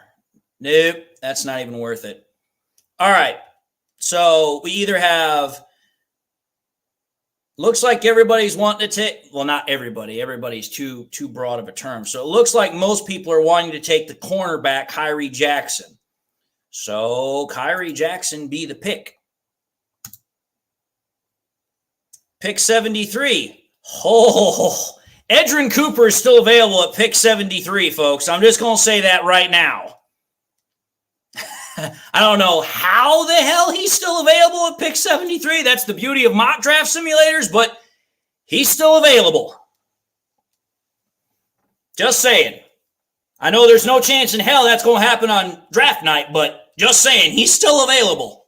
You also have Brandon Dorlus, who can play on the outside as an edge rusher. You got Ruke Aurora.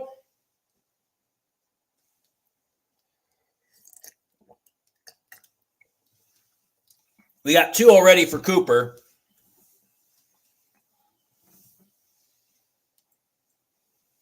Never Give Up says we need him too. So that's, I'm going to assume, another vote for Cooper. 4 for Cooper. All right, we're just going to, well, actually that's not 2 trade down scenarios. That's 4. So we got trade options with the Raiders, the Seahawks, the Texans, or the Panthers. Now, do remember, folks, we have an extra third-round pick here that we picked up from the Kansas City Chiefs. So we already have an extra third-round pick. And it looks like most people want to go with Edrin Cooper. So you know what? You all be the ones asking. You all get what you ask for. Edrin Cooper, welcome to the Motor City.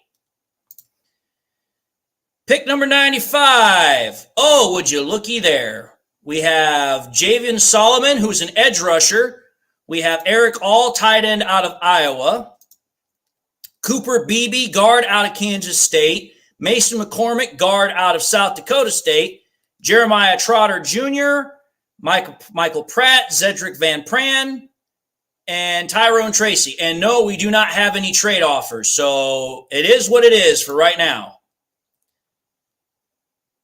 Perry Ball says Cooper won't be there in the draft. Which Cooper? Are we talking about Cooper Beebe, or are we talking about Edrin Cooper?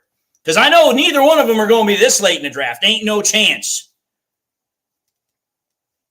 So I see 2 for Cooper Beebe. I see 1 for Brendan Rice. I see 1 for McCormick.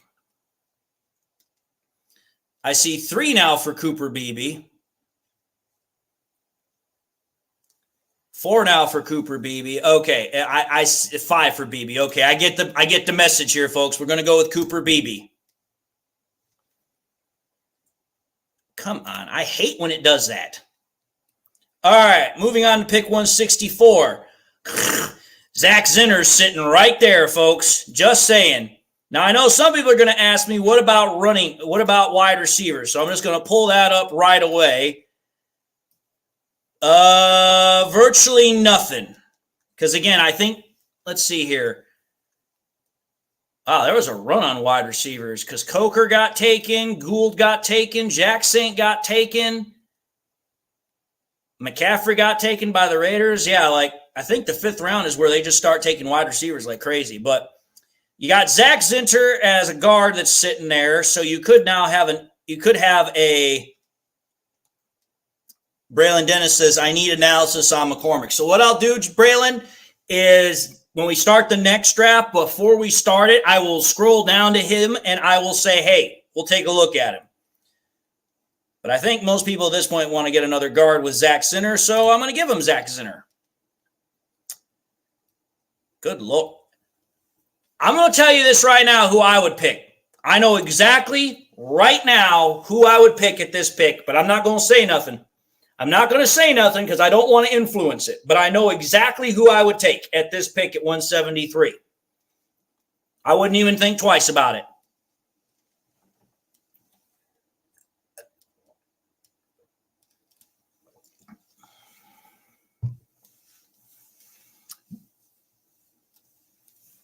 Paul Jones says, who would I take here? He wants me to tell you. I'll tell you exactly who I would take here. This guy right here, Cody Schrader, running back out of Missouri, and I'll tell you why. This guy last year ran for 1,600 yards at 5.8 a clip. This guy also is a threat out of the backfield, having almost 200 yards receiving, catching 21 balls out of 25 targets. He's got great rushing grade. He's great in gap, and he's great in zone. Like, this is a guy that if you wanted a solid third running back and we're trying to replace Netflix, I would go with Schrader. Cody Schrader, I think, is a guy that has a really great possibility in the NFL, especially if you're able to get him this way.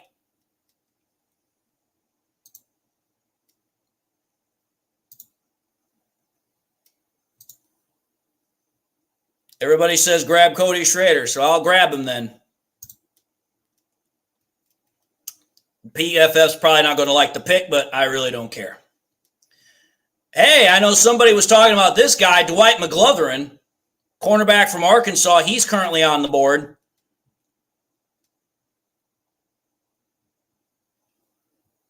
You guys want to grab McGlothern? Because I know somebody brought him up as a potential fourth-round pick.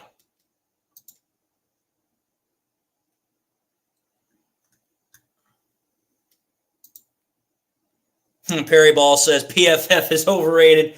I mean, their mock draft simulator is overrated. I'll give you that. I give you that. Steve O'Baby says, Dave, did you hear about Brad Holmes saying during his press conference that Lions fans might be upset the first round of the draft? Any thoughts? Well, what he specifically says, he said is, I hope they forgive me if we trade out. So he's not necessarily saying that he will. But I'm going to say this. After 3 straight years of Brad Holmes doing great, I can't deny the fact that if he trades out, there's a reason for it. And for me, it's like, hey, if you get more draft capital and you're still able to get a top prospect, then what the hell right do I have to complain? That's my thoughts anyway. So looks like everyone wants to go with McGlothern, so I'll draft McGlothern. All right. Oh, and would you looky here? Gabe Hall's available. Do we want to take Gabe Hall, the big stuffing defensive interior lineman? Because I know somebody earlier said something about Gabe Hall. Oh, ouch. Perry Ball says, if Holmes trades out, I would be fine with it. Perry Ball also says, grab Gabe Hall. That was quick.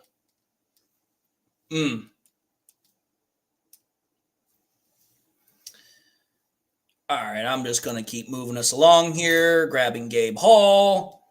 And then obviously pick 249. We'll obviously grab the kicker out of Stanford. So then that way we can end this draft, and then we can do a trade-up draft. So how in the hell is Jackson Pyers Johnson at 27 and picked at pick 32 a B- grade? That literally makes no sense. I already knew they weren't going to like the Kyrie Jackson pick, but whatever. Then we get 3 straight A- in a row with Edgerrin Cooper Beebe, and Zach Zinner. So they liked our middle draft. They were okay with Cody Schrader, liked McGlothern, didn't like Gabe Hall. We're okay with Joshua Carty. So got a B plus there for the rest of it. So I don't know why. I don't know how the best center in the draft getting drafted at pick 32 when he's the number 27 draft prospect on the board is a B-. I don't understand how the hell that makes any sense. You drafted him literally 5 spots lower than what he's projected to go at, and yet somehow that's a B-. Like that literally makes no damn sense to me. But Whatever, it's PFF's draft simulator. I mean, they're the ones that got to explain it, not me. All right, so for this one, we're going to do a trade-up scenario. We're going to do a trade-up situation. Now, before I do that, Braylon Dennis asked me to take a look at the, what was it? He asked me to take a look at a player before we started this. So what I'm going to do is when it's our turn to draft, because obviously I know McCormick's not going anywhere for a while. He's going to be in the 3rd round. I'm going to first and foremost pull the trade-up scenario. So the first thing I got to do is I got to find a team that would most likely want to trade down. I know the Broncos aren't going to want to trade down. I know the Vikings aren't going to want to trade down. I need to find a team that I think would be willing to trade down, but the question is if they're willing to trade down far enough or not. Let me think here. If I had to take a guess, a team that we could trade up with that wouldn't necessarily require a king's ransom. Let's see here. If I trade for Pittsburgh's pick 20, I'm moving up 9 spots. So now I'm in more the middle of the 1st round. And if I offer them 61, nope, that's going to be likely accepted. So what if I offer them the 2nd round? There you go, folks. How would you go with that? I get the 20 overall pick from Pittsburgh. I trade number 29, and I give up the 3rd round pick for next year. That's the Pittsburgh trade. Trade with the what? Wait a minute here. Do the Patriots have a 2nd pick?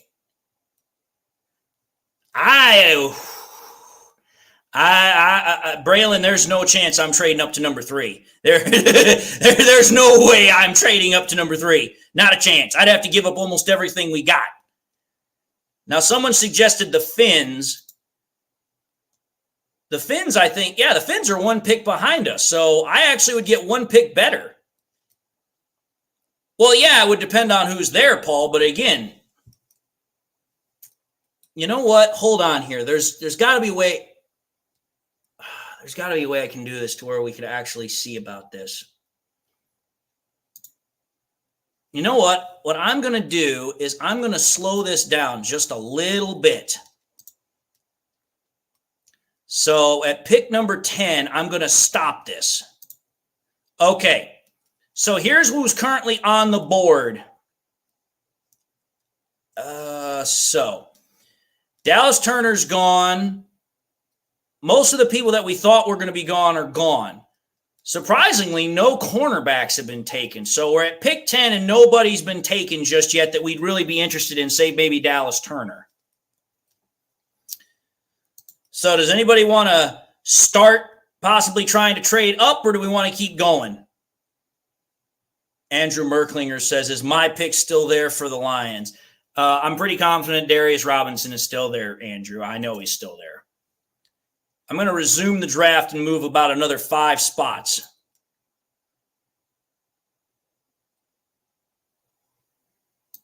Okay. So at this point, now a couple of players we might have been interested in are gone because Keanu Mitchell is gone. He went to the Broncos, which I don't see why the hell they would do that. And Terrion Arnold is gone. He went to the Colts. So at this point, we're at pick 16. We're in the mid-teens. If I go 5 more, Lions fan, there's no chance I'm going to be able to trade with the Steelers. So do we want to try and trade for the Steelers right now?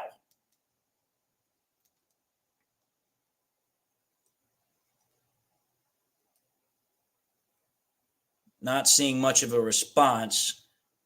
Jared Verse is still there, Paul Johns. He's still on the board.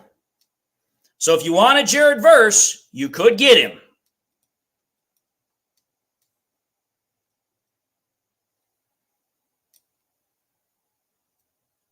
So do I want to trade now with the Steelers and try and pull that trade off like I was talking about earlier? Because I'm pretty confident I could still get it.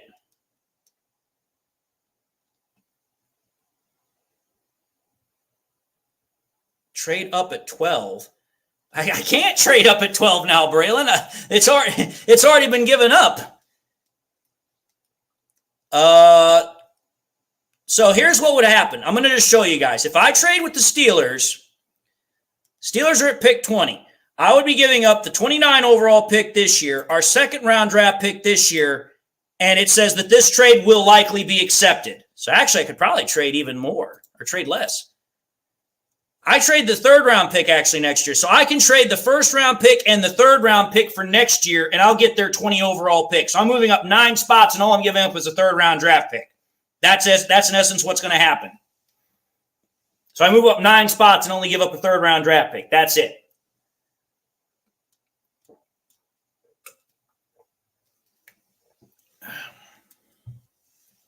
So that's up to you guys, if you guys want me to trade up or not. Now, the question is if you want to try and still get Jared Verse or not, or if you want to wait and see if Kool-Aid will be there at 29. Because personally, I think he'll be there probably.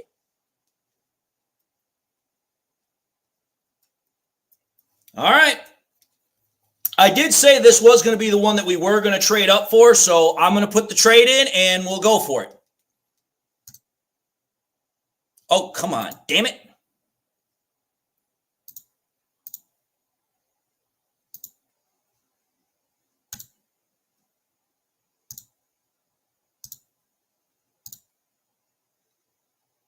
You know what? I'm going to offer one more pick to sweeten the deal.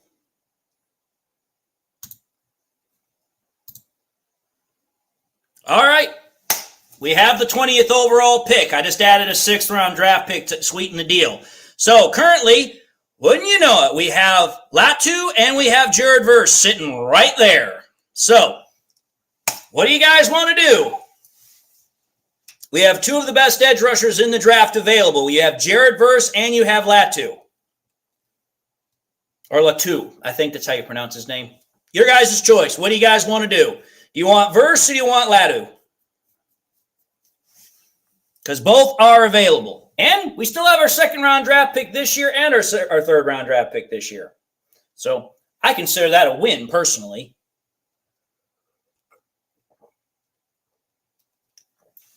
Andrew, I can guarantee you this. Ain't nobody going to want Jared Verse. Or not Jared Verse, Darius Robinson right now. Holy cow, I'm getting a whole bunch of chatter on this one. I got some for Verse. I got some for Latu. Dude.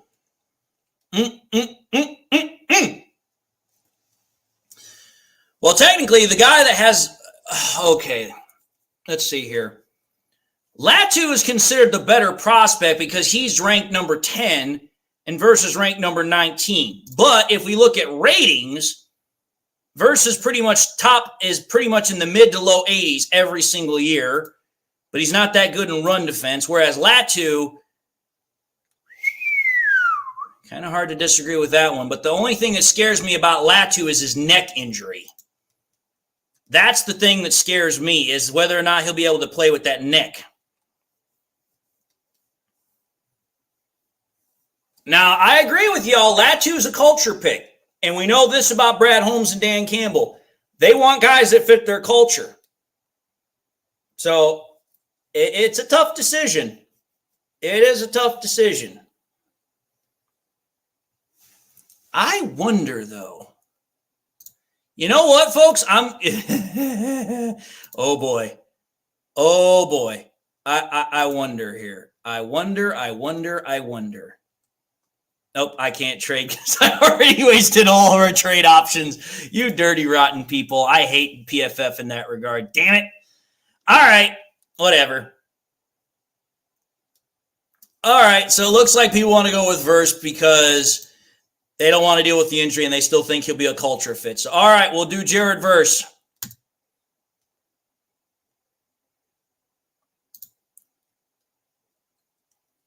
Oh. Hey, boys and girls, I got to ask this question. You guys want me to trade up again to try and get Kool-Aid McKinstry? This is kind of like me being silly at this moment. This is me being silly. I could have some fun with this. I know it's not going to happen. Like, I'm almost like I say 90%. It's almost like 90% chance not going to happen. If we trade up once in the first round, I don't see we're going to trade up again. But this would be fun.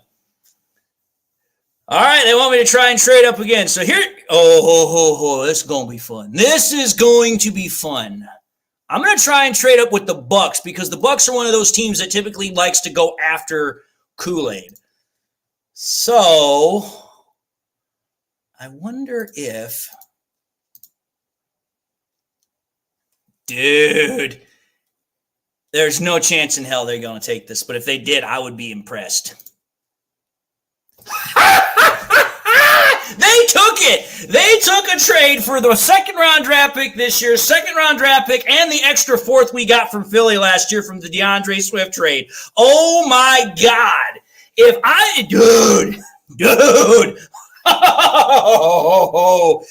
Brad Holmes could pull that trade off, oh, my Lord, Atlanta.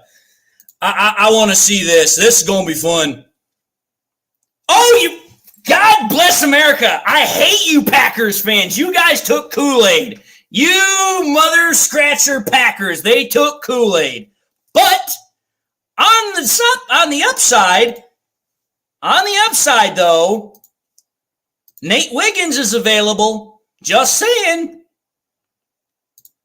6'2", he's a little bit slim in the frame, but Nate Wiggins wouldn't be a bad option either. So should we take Nate Wiggins at pick 26?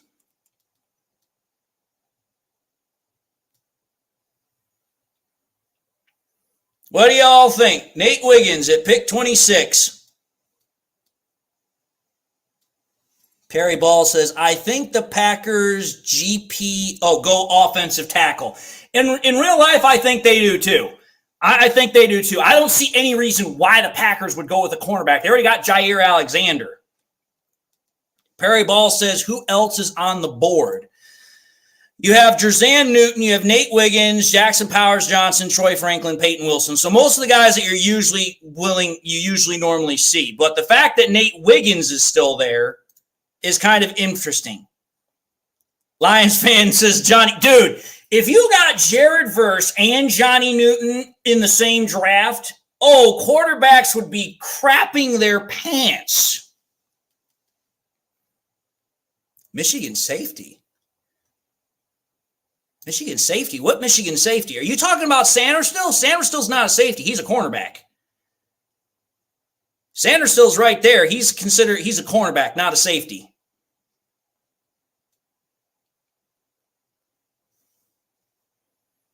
Paul Jones says, is trade back optional or possible? It is. I could trade back. I can trade back with the Commanders and pick up more draft capital. Do you guys want me to trade back? Because I can guarantee you this. If I trade back, I'm going to get a lot of capital. I can guarantee you that. I say trade back. The guy we wanted wasn't there.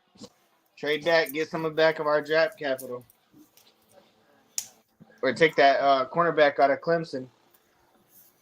Wiggins I like, but he's a little slim in the frame. I mean, he's 6'2" and 185 pounds. Like that is, I mean, I like the length, but the weight is a little bit of a problem because at 6'2", 185 pounds, you're kind of almost a scarecrow.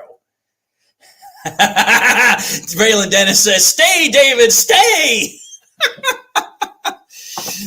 Tampa Detroit Lions says, Jackson Powers Johnson, you'd be an idiot not to select him. Our O-line is getting older, and you need to have the future for Frank Ragnow. So I got two say straight back. I got one that says stay. The other says stay and draft Jackson Powers Johnson. So, see, this is why I love having these mock drafts, because now there's so many different options I can do here, because now it's like, hey, which way do we want to go with this? How do we want to play this? Because I'm just curious here. Let's just see what I could get for 26 from the Commanders. 26, I can get 40, I can get 78, I can get 100. Hell, look at that, folks. I can get a top second-round draft pick, another third-round draft pick, a fourth-round draft pick, and a sixth-round draft pick for next year. Just saying, folks, like, at that point, I could literally recoup everything I already traded away to go up and get Jared Verse. And I could actually get more than what I had to give up to get Jared Verse. The only thing I wouldn't be getting back would be a second-round draft pick for next year, but you know what? I'm kind of cool with that. I mean, if you can get Jared Verse and all you got to trade is to get a third-round pick for him, I would say that's pretty damn good. Just saying. People want to say do it, so I'm going to do it. Trade is accepted. Dude, I'm telling you this right now. If Brad Holmes did this shit on draft night, you'd have Lions fans going crazy. All right, so I'm going to actually speed this up a little bit because now they're out of the first round. All right, come on. It must be on my PlayStation out there in the front row. I'm on WWE. Oh, wait a minute. Is he there? TJ Tampa's still there, folks, so you can still get a top cornerback. Oh, that is right. That is right. That is right. That is right. I did promise Braylon I was going to do the analysis on McCormick. So, okay. Hold on one second here, folks. I did promise this to Braylon, so hold on. Where is he? So, I think I actually have to go back one page. You know what? Screw it. I'm just going to go to the interior offensive line. Here we go. Mason McCormick. So, first look, 6'5", 315, almost 24 years old. So, big body guard. Pretty solid grades, great run blocking grade, great pass blocking grade, good in zone, good in gap, so pretty damn good. Only allowed 2 sacks over the last 3 years. Pretty good at keeping the quarterback upright.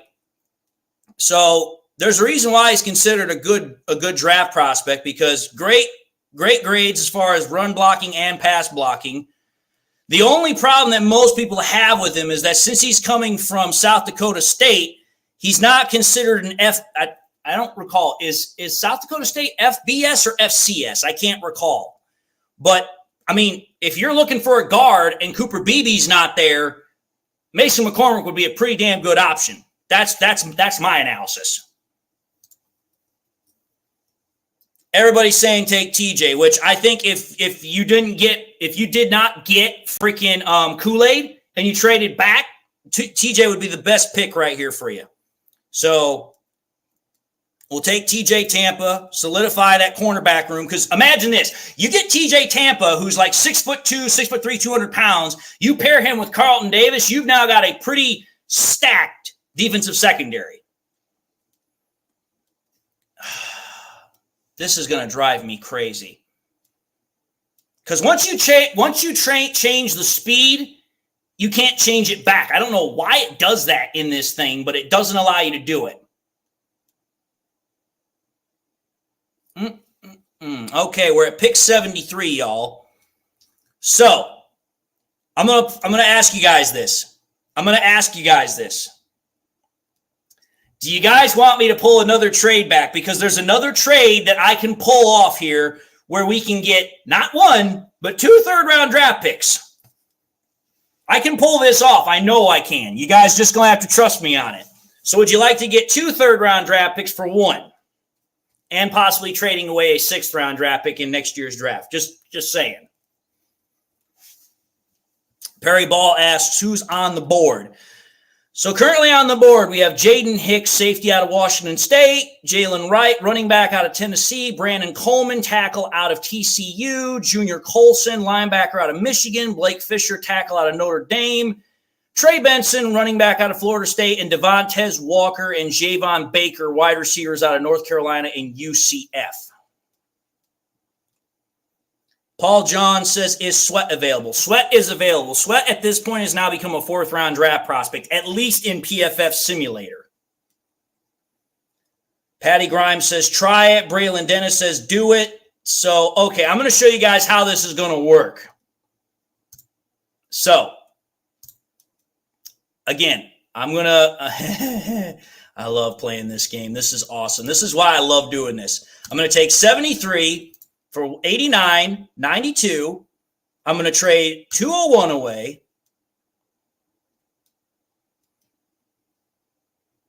Now watch this, folks. This is going to be fun. Booyah! So now we've got 3 third-round draft picks. Pick 78, pick 89, and pick 92. Am I not a mad genius?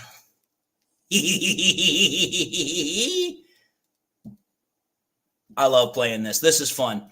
Anyway, moving down. So at pick 78, we still have Jaden Hicks. We have Jalen Wright. We have Javon Baker. We have Bucky Irving, Johnny Wilson, and Kalen Bullock.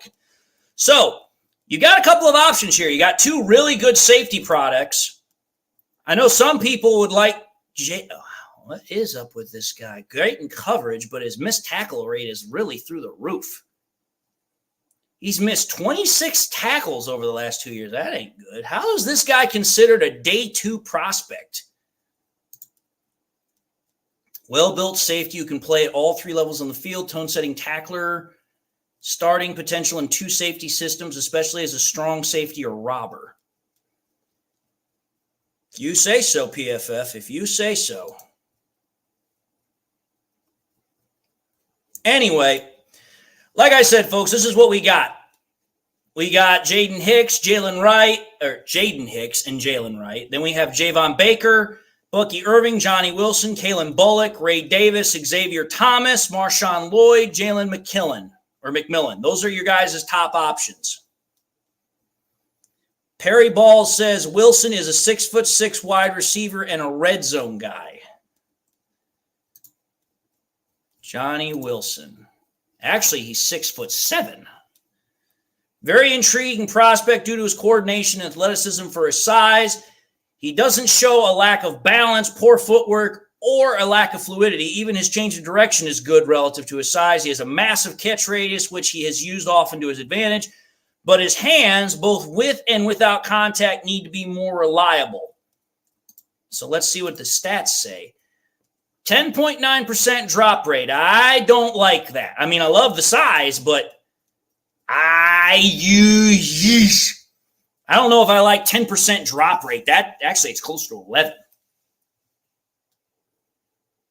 Trent Van Gill, we already got verse. We already got verse. Like, what verse are you talking about? Like, who? I don't know who you're talking about here. Which verse? We already drafted verse. Like, literally already drafted him. So I'm trying to figure out what you're talking about here, bud.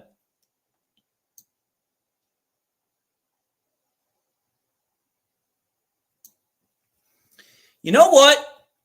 Here's what I'm going to do. I could get really sneaky with this.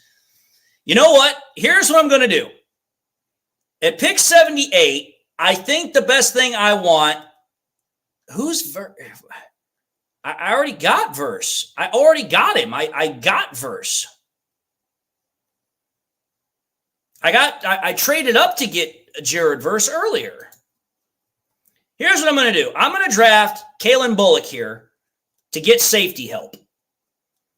And then what I'm going to do when we get to our next pick, which is at pick 89,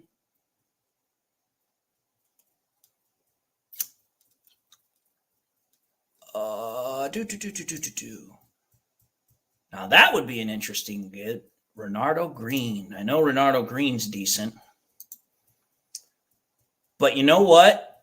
I am going to go with Cooper Beebe here. And then at 9, here we go. This is where I really start to have some fun.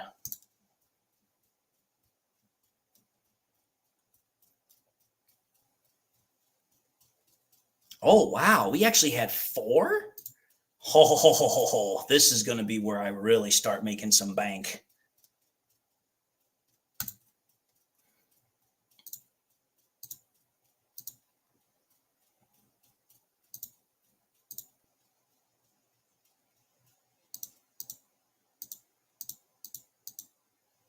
Nope. There we go. That's how we're going to make this work. There you go, fellas. How do you feel about that one? I trade number 100, and I get the Patriots 180 pick, 193 overall pick, and their 4th, 5th, and 6th round pick next year. What do you guys think about that one? Oh, boy. I get 5 picks for 1. I think that's a pretty good trade, in my opinion. Totally unrealistic, but I think it's fun all the same. What do you guys think? And to be answering your question, your point there, Patty, I already drafted an offensive guard. I didn't overlook that. And they take it. So now I just reset all the picks for next year too, because we were looking a little slim on that. But I was able to pick up 3 draft picks for next year, because we didn't have a second-round draft pick and we didn't have a third-round draft pick. But now we've got, 2 fourths, 2 fifths, and I think a 6th now. So I was able to kind of rebuild some of the draft capital for next year.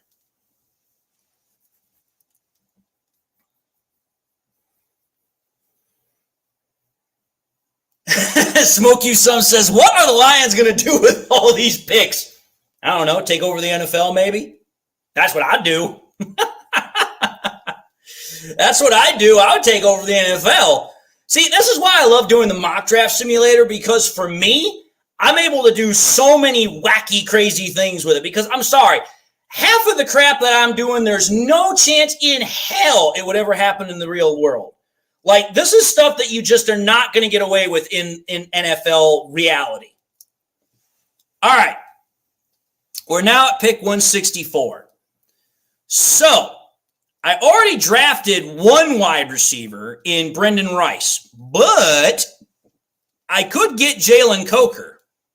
Now, Jalen Coker is a pretty nice prospect, but again, FCS, not FBS. 6'3", 213, had over 1,000 yards last year, 915 the year before that. 15 touchdowns the year last year and 11 the year after that. So, pretty interesting prospect.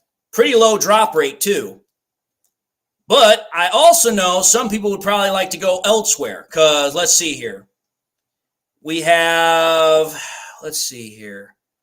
Bo Limmer, the center out of Arkansas, is available. We could go with Cody Schrader, but he might be available at pick 180, because I do have 180.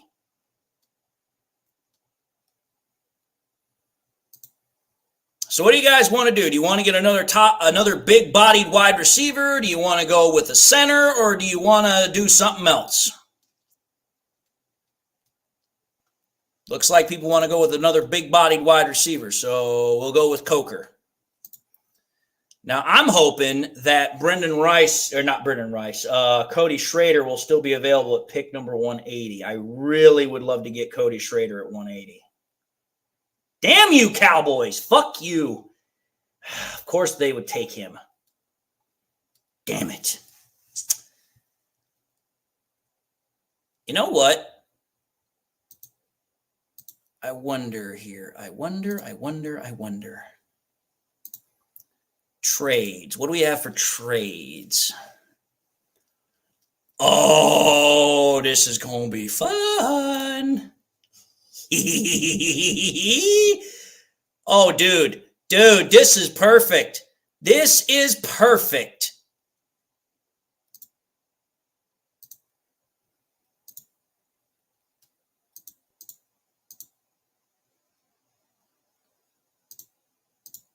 Oh, dude, I'm gonna make some more bank here. I'm gonna make some more money capital here.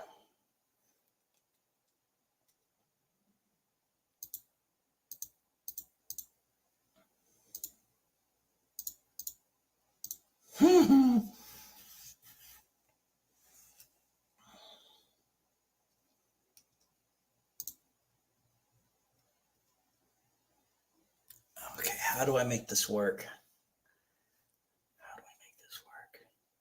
We've already drafted 6 players. Is there anybody really this late that I really would like to go after 193?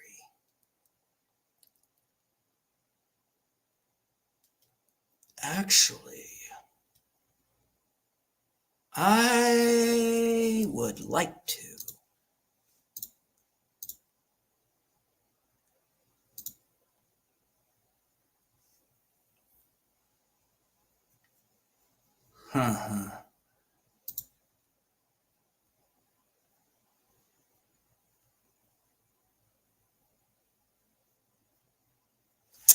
Nah, I just dropped an F-bomb there because I was like pissed off because I really wanted Cody Schrader and the Cowboys screwed me over again. Like, I'm telling you this right now.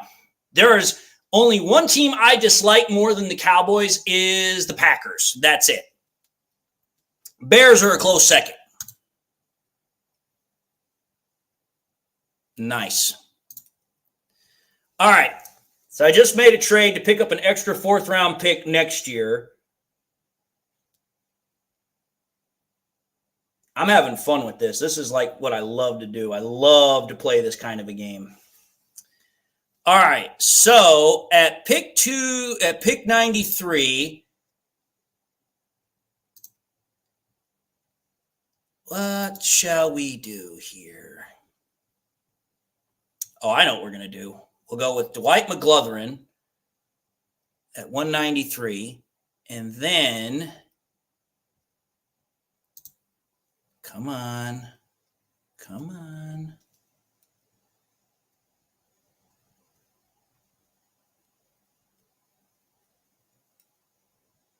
I'm just waiting. Yes. Come to Papa. I know exactly who I want here. Hey, y'all, who would like to have Frank Gore's young boy? Y'all want to get Frank Gore Jr.? Imagine that. David Montgomery, Jahmyr Gibbs, and Frank Gore Jr. all in the same backfield. Now, that would be something. I'm just going to do it just for the funs of it because I think it'd be really funny. Plus, why the hell not? All right. Hopefully this thing speeds up a little bit here because I swear to God, Methuselah moved faster than this and he was 900 plus years old. All right, let's just finish this out. Obviously get Joshua Carty and call it a day. At least as far as this draft is concerned.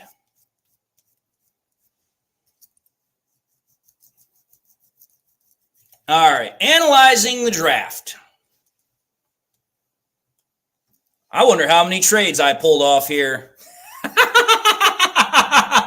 Holy cow, folks. Look at all these trades.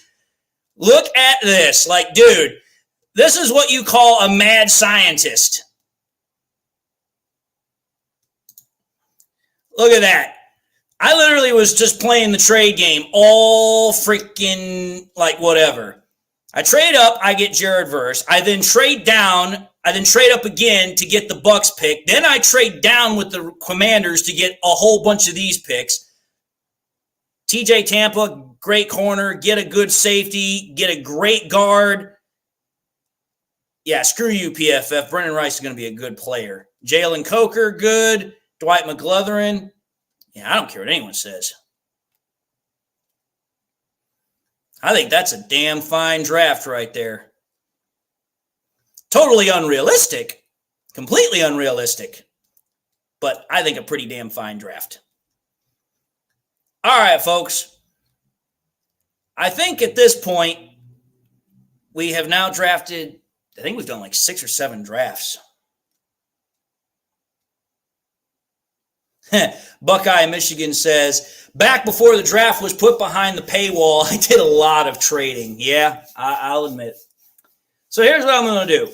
If you guys want, I'm going to leave it open for a little bit longer. If you guys want to ask me questions or if there's anything you specifically want to talk about, we'll leave it open for a little bit more. And then if you guys are all comfortable with where we're at, I'll end the show. And then you guys will see me live again on Thursday night when we do the draft show. Obviously, I'll be there for the first 2 nights of the draft. So obviously for the first round, the second round, the third round, I'm still debating on whether or not I want to do the last day of the draft, which is round 4 through 7, but we'll see.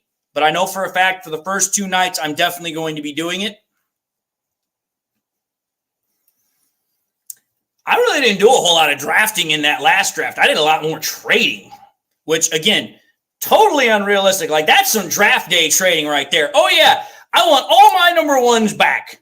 I mean, dude, that is totally unrealistic, but it was a lot of fun. A lot of fun. So, if y'all want to ask me something, or if there's any specific topics you want to go over, like I said, I'll leave it open for a little bit longer, and then we'll kind of go from there.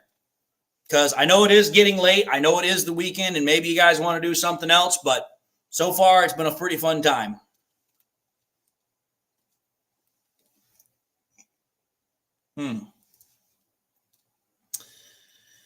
I will say this, though.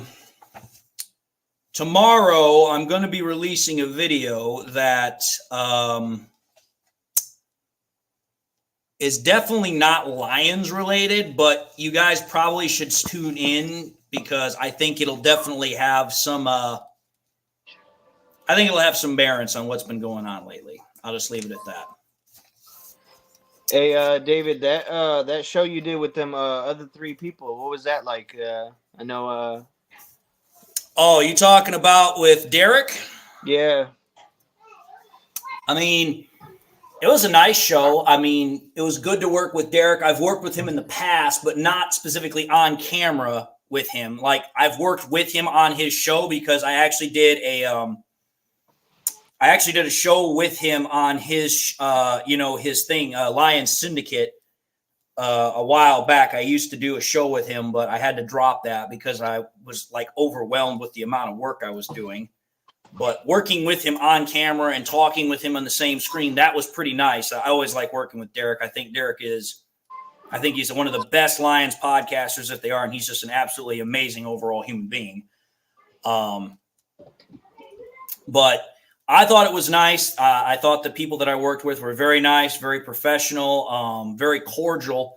So I enjoyed it. I really did. It was just one of those things that it took a while to get everything to kind of come together.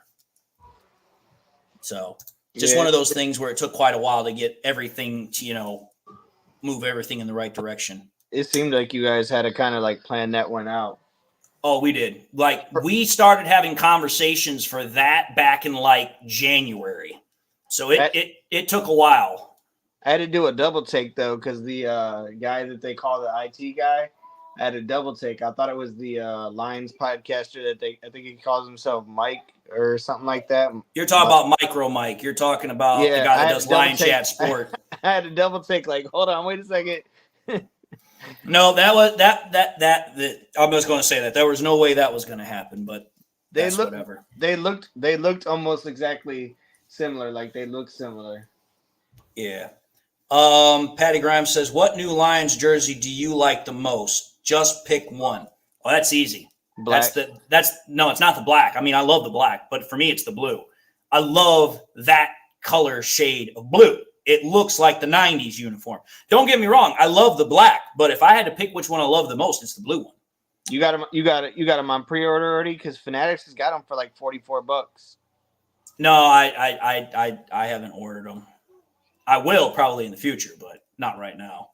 Yeah, I seen them. I'm thinking about grabbing one of each, but Buckeye in Michigan asks, "What will be the best non-pick one move be, in my opinion?" So are you talking about what will be the best non-first round draft pick? I think the best non-first round draft pick that the Lions make will probably be, honestly, I think the Lions probably will have their best one in either the second or third round. And the reason why I'm saying that is because based upon how I've been taking a look at the mock draft simulators is that there's a lot of solid talent that's going to be in that day 2 area, because between where the Lions are at pick 61 and pick 73, there's a lot of guys that I would consider solid starting players. The thing is you got to figure out how you want that to go down, because at pick 61, you could potentially get an edge rusher. You could also potentially get a guard.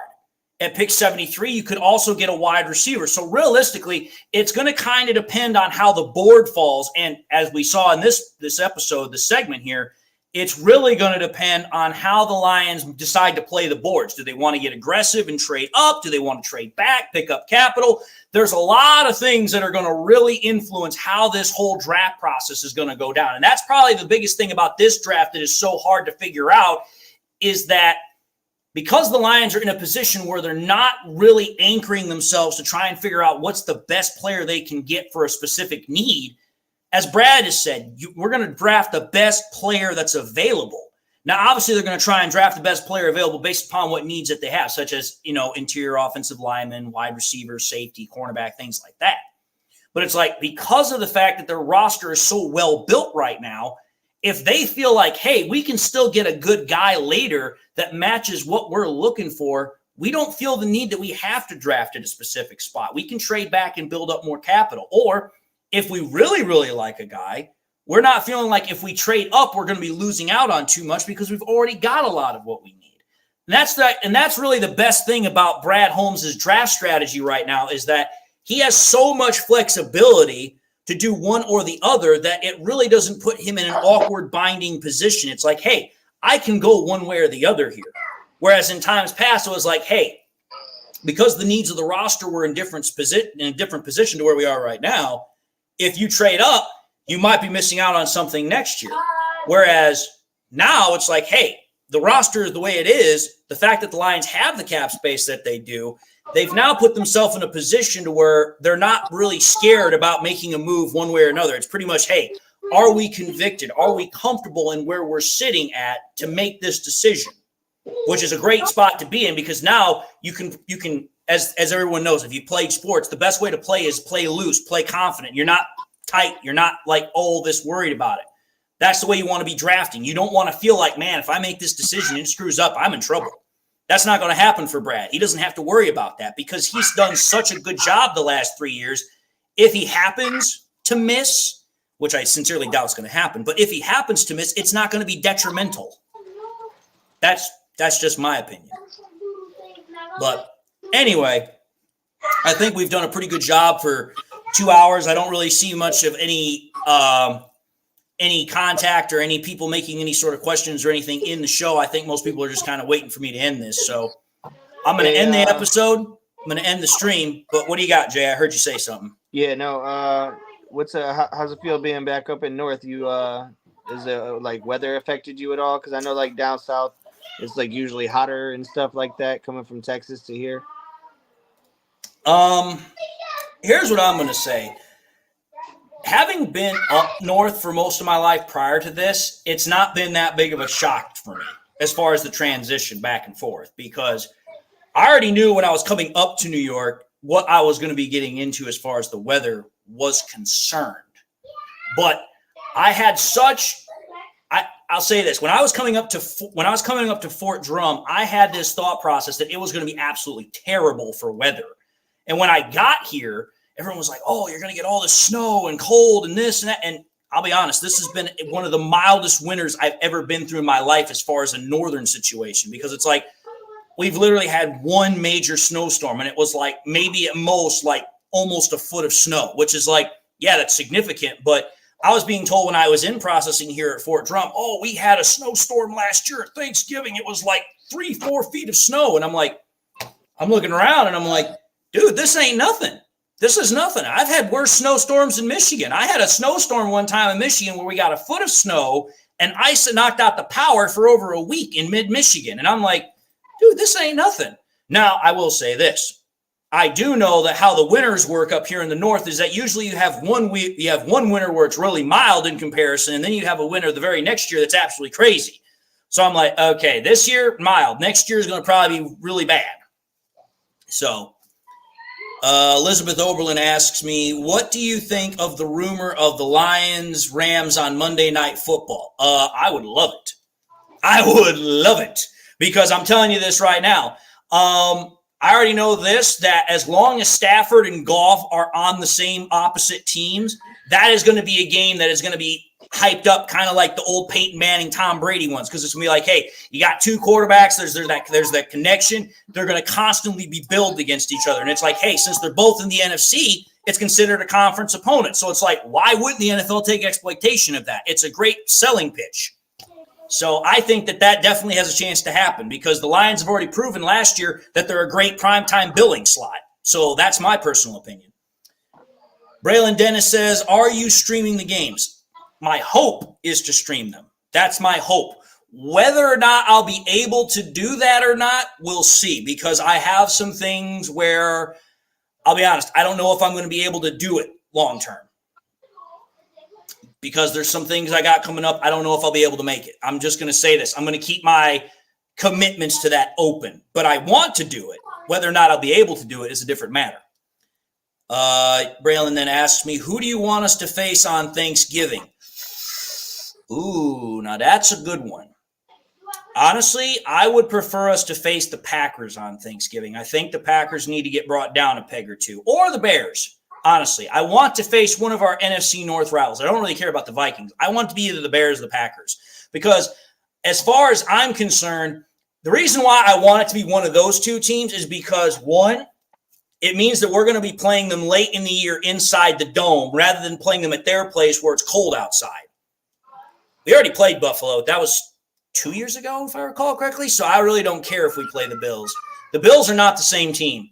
They're not a challenge as much anymore because they don't have Diggs. They lost a lot of players on defense. And I don't see anything in the draft that's really going to restock most of what they've lost. So I don't want to play Buffalo on Thanksgiving. I want to play a team that is going to give us that challenge, so to speak. Buffalo's not the same team that they used to be. Unfortunately, because of the bad deals that they've made, they're screwed.